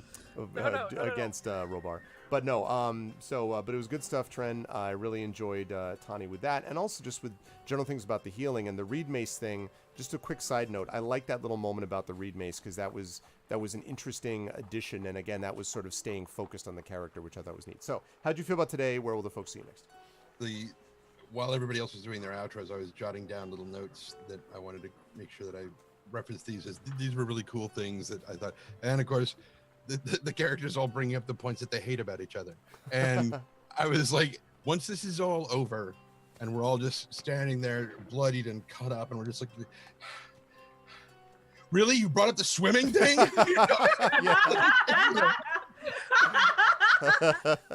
It's going to come back around. I just know it is. I totally wanted to come back around. That is pretty I funny. just remember wincing I could teach you sometime. The Just like- readme thing was Yeah, Yeah, I just the had to say, remix you're right. Like the hardcore. last slash is just like, God damn, I can't believe you brought up my leaving. Will you let it go? Like, just, anyway, sorry. That's okay. The other thing that aside from the read mace thing that I really thought was that I was very proud of myself for was the realization that a returning raiding party would not be galloping that fast. Mhm. Yes. Yes. And I was like, Yep. that is not the sound. That was a good of pickup. returning raiding party. It's like sometimes I have some intelligence, but I have to be careful because I don't. Well, I've already closed Roll20, so I don't remember what Tawny's intelligence rating is, but I don't remember if he's smart enough to make that connection. I think he is. I think he's smart enough to make that connection. I think so. I think Some- that's also a wisdom thing, honestly. Isn't it? He has an 11 intelligence. He's not a moron. I mean, like, No, he's not, but he's of average intelligence. So it's like when you're in D&D, if you're playing a character who has a low score, you need to lean into that and Right. really, it's like what Travis Willingham did with Grog in Critical Role. Right. Since he had a very low intelligence, he played him very stupid, and there were a lot of things that Travis figured out, but he didn't communicate those through Grog because Grog wouldn't have understood it. Right, exactly. Anyway, with that. So the other thing was where will people see me next? Here for ArvCon. But if that's not good enough for you, Oh, right. too bad. While we were doing this, Grimjack 2150 something thing. I think I almost had it that time. 0-2, I Uh, think. Pretty close. Yeah, 21502, 50210, something, something. 8675309. 45 or 6 to 4. Yeah. Yes. He tweeted that the finale of the Highlander series is up on YouTube, so you can go and watch the finale to that. Yeah. So it's all up there and on the thing. And if you want to hear me, but you don't really care about seeing me so much, the Shadowrun audiobook that I did was released like 2 weeks ago, week and a half, and that's up on Audible. Shadowrun Fire and Frost. You can go listen to that if you want to. And there will be Yes. more. Yeah, exactly. Here, no, 8675309. There will be more where that came from. And again, I mentioned a big announcement coming on this channel very soon, probably Saturday. And the voice of trending may be heard in said announcement. It could be. But anyway, so yes, but definitely Trent's extremely talented, as I've said many times, and is a wonderful voice actor. So definitely we are lucky to have him. We are very lucky to have Terry. We are very lucky to have Amal, and we are lucky to have Will, although Will is not with us at the very second. But, you know, we're lucky to have him as part of this group. Again, I just want to reiterate how much I love this campaign in this group. It's really enjoyable, and everyone does a really wonderful job. And Cubicle 7, we are very thankful that they sponsor us, but I hope they know how good this party is, this group of people, because it's really, really wonderful group of players that play well off each other. So I want to thank all of them. I will see them back here for ArvCon. Can we get some love in chat for Trendane, for Will, for Terry, and for Amal? Thank you all so much, and good luck and much love, everyone, and I will see you folks very soon. Take care. Bye. Bye-bye. Okay. So, good stuff. That was awesome. Man, I'm not going to say it, because every time I say, wow, it's amazing how great all these games are, and then I'm like, oh, the game's amazing, and, you know, but gee, it's so good. It's just, like, so amazing and so awesome and all that kind of good stuff. So, but I want to thank everyone for having been, hold on a second, I know you can't see me, there we go. I want to thank everyone for being here and making this awesome. Good work today, by the way, for those of you who were using inspirations. Now, remember, starting that inspirations that you were using now are now used up. So now it's just regular May inspirations for the rest of the month, okay? So keep that in mind, and, you know, because that's going to be important. But you will see these folks back again for ArvCon. And again, I will be making the official announcement about all of this in terms of the schedule for ArvCon very, very soon. But that is going to be dependent on, first of all, making sure that we get everything else squared away, which we will be doing. So in about a little over a half hour, about 35 minutes from now or so, I will be up at GOG with Pen and Pixels. I know you didn't use any, I know, Nonstop. There was reasons to use it, but the problem is people like jumped in and like, you know, Aradinel ninja'd you with one of them, and like, you know, that all kind of stuff. So it all worked. But don't worry, Nonstop, because it's not like you won't get a chance to use your inspirations for Espergenesis for, yeah, I mean, like, it's a good problem to have. Like, seriously, if you don't think that, I mean, okay, let's review, okay? So this crew in ArvCon at the ArvCon session, they've got this big freaking battle on the top of a tower they got to deal with, and then they got to deal with Robar's sister if they survive that. So that's step one for that crew. The Espergenesis crew is obviously dealing right now with trying to track down, they're in the middle of this Undercity, trying to track down this, Spindra and basically get revenge on her. So they clearly have got some things going on that they're going to have to deal with. The D&D with GOG folks in Storm King's Thunder are about to fight this massive, like, fireworm, frostworm thing that they just found in the middle of this temple. So there's that they've got to deal with. And then D&D with INB is dealing right now. They're in, Argenvustholt, and they've got to still figure out what's going on with everything with these revenants in this house. There's going to be plenty of reasons to use inspiration this month, okay? You got nothing going on. It's going to be fine. You hit inspiring. That's really funny, Aridinel. And you used one on Sod last Saturday. Yeah, that's right. So you got one more nonstop. You got one more, but it's going to be good stuff. So this was great. I really enjoyed tonight, and I want to thank Chad for doing such a great job as well. So D&D with D&D with GOG is going to be next week on Pen and Pixels, but this week on Pen and Pixels, we've got Spycraft, which is not a new game to me, but it is a new game for the channel, which I'll be playing over there. That's going to be a good time. That'll be at 4 p.m. Eastern. Then Thursday, again, very, very important, on Thursday, at 8:30 p.m. Eastern, Kat Rambo will have her first class that she teaches on Twitch, part of her Rambo Academy for Wayward Writers, which has been going for a long time, but doing it on Twitch for the first time, this adventure of world building. She's going to be talking about world building. That's going to be free to watch and to comment for the first couple of months. That'll be 8:30 to 10:30 p.m. Eastern, again, on my channel over here.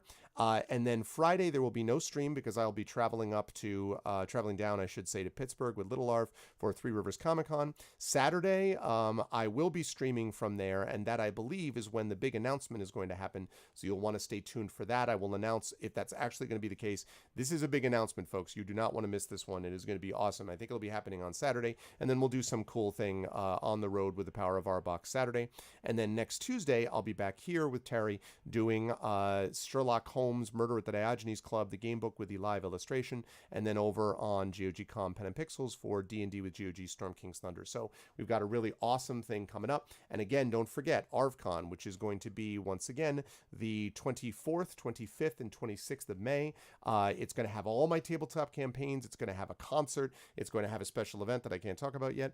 So there's going to be a lot of awesome stuff. We've got a lot of companies on board already, and I will be also announcing the sponsors for that very, very soon. So that's going to be awesome. So definitely you're going to want to keep focused on that. But that's going to do it for me for now. I want to thank everyone who made this an awesome stream. Please make sure to follow the channel, support the channel by checking out our YouTube with !ArvTube, Discord with !ArvCord, Twitter with !ArvTweets.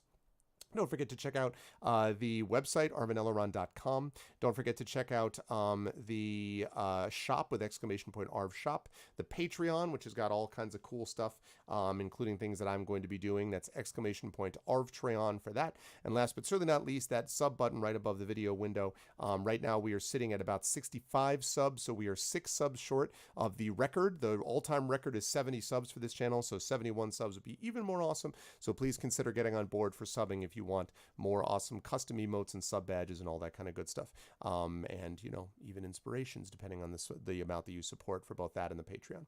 So thanks everybody, much love to everybody. I want to thank my wonderful mods, Aridinel, Shattermage, for doing their wonderful work. They are great, and Dragonspear we heard earlier, so thanks everybody. Thanks to my subscribers as well. Thank you to Aridinel, to Dragonspear, thank you to Echo Alpha X5, thank you to Nonstop, thank you to Thorazin, thank you to Uncle Elias. Much love to all of you. Again, thank you so much for the subs and the Patreon support. It really does make a difference. Please spread the word and let people know the good news about subbing and getting those sub badges when you can. Thank you to Amal Elmatar. Again, thank you so much, Amal. Great pleasure. Good work today, as always. Thank you to Apricot Troopfruit. Thank you to Commander Root, to Cyborg Sellout, ECAG, Electrical Longboard, and Counter Roleplay. Good work from you as well, Will. Again, thank you to Arendt. Thank you to Flopster, to Foxfire. Thank you to Gauche Hippo 68. I don't think I've seen that before, but that's a great name. I hope you like what you saw and heard, and will follow and support the channel with a Patreon and subbing if you like what you heard. Thank you for being here. Thank you to Gigafrost, to Gorgar, Jagtress. Thank you to Costas Tusui. Thank you to Leo Sayan. Thank you to Lurks. I'm not sure if I've seen Leo in here. I hope you like what you saw and heard and will support in the ways that I described. Thank you to Mubot. Thank you to Mr. Mano. Thank you to No Name Namer. Thank you to PKD Fan. Thank you to Quapmo. Thank you to Stay Hydrated Bot for always keeping me hydrated. Thank you to Trendane, of course, for always being awesome. And again, great work today, Trend. Again, great work to Terry Tunes as well. Thank you to you, Christensen. Thank you to V&K. Thank you to Video Store Cowboy. Johnny, hope all's well with you. Thank you to Virgo Pros. And thank you to Write, Teach, Play is with us. I don't know if he's here or not, but if you are, thank you, Carlos. And you will see Carlos, of course, on a little Espergenesis later on this month. But thanks, everybody. Much love, and I will see all of you wonderful folks over on GOG in just about a half hour. Until then, everyone be good to each other. And, thanks, Shatter. Thank you for being here, man. I appreciate it. Thanks, everyone. Do all the things, sub, support, and all the kind of good stuff. And I'll see you folks on GOG in about a half hour. Until then, have a good... And thanks to Cubicle 7, of course, for sponsoring us as well. Thanks, everyone. Much love, and I'll see you soon. Be good to each other. Bye for now.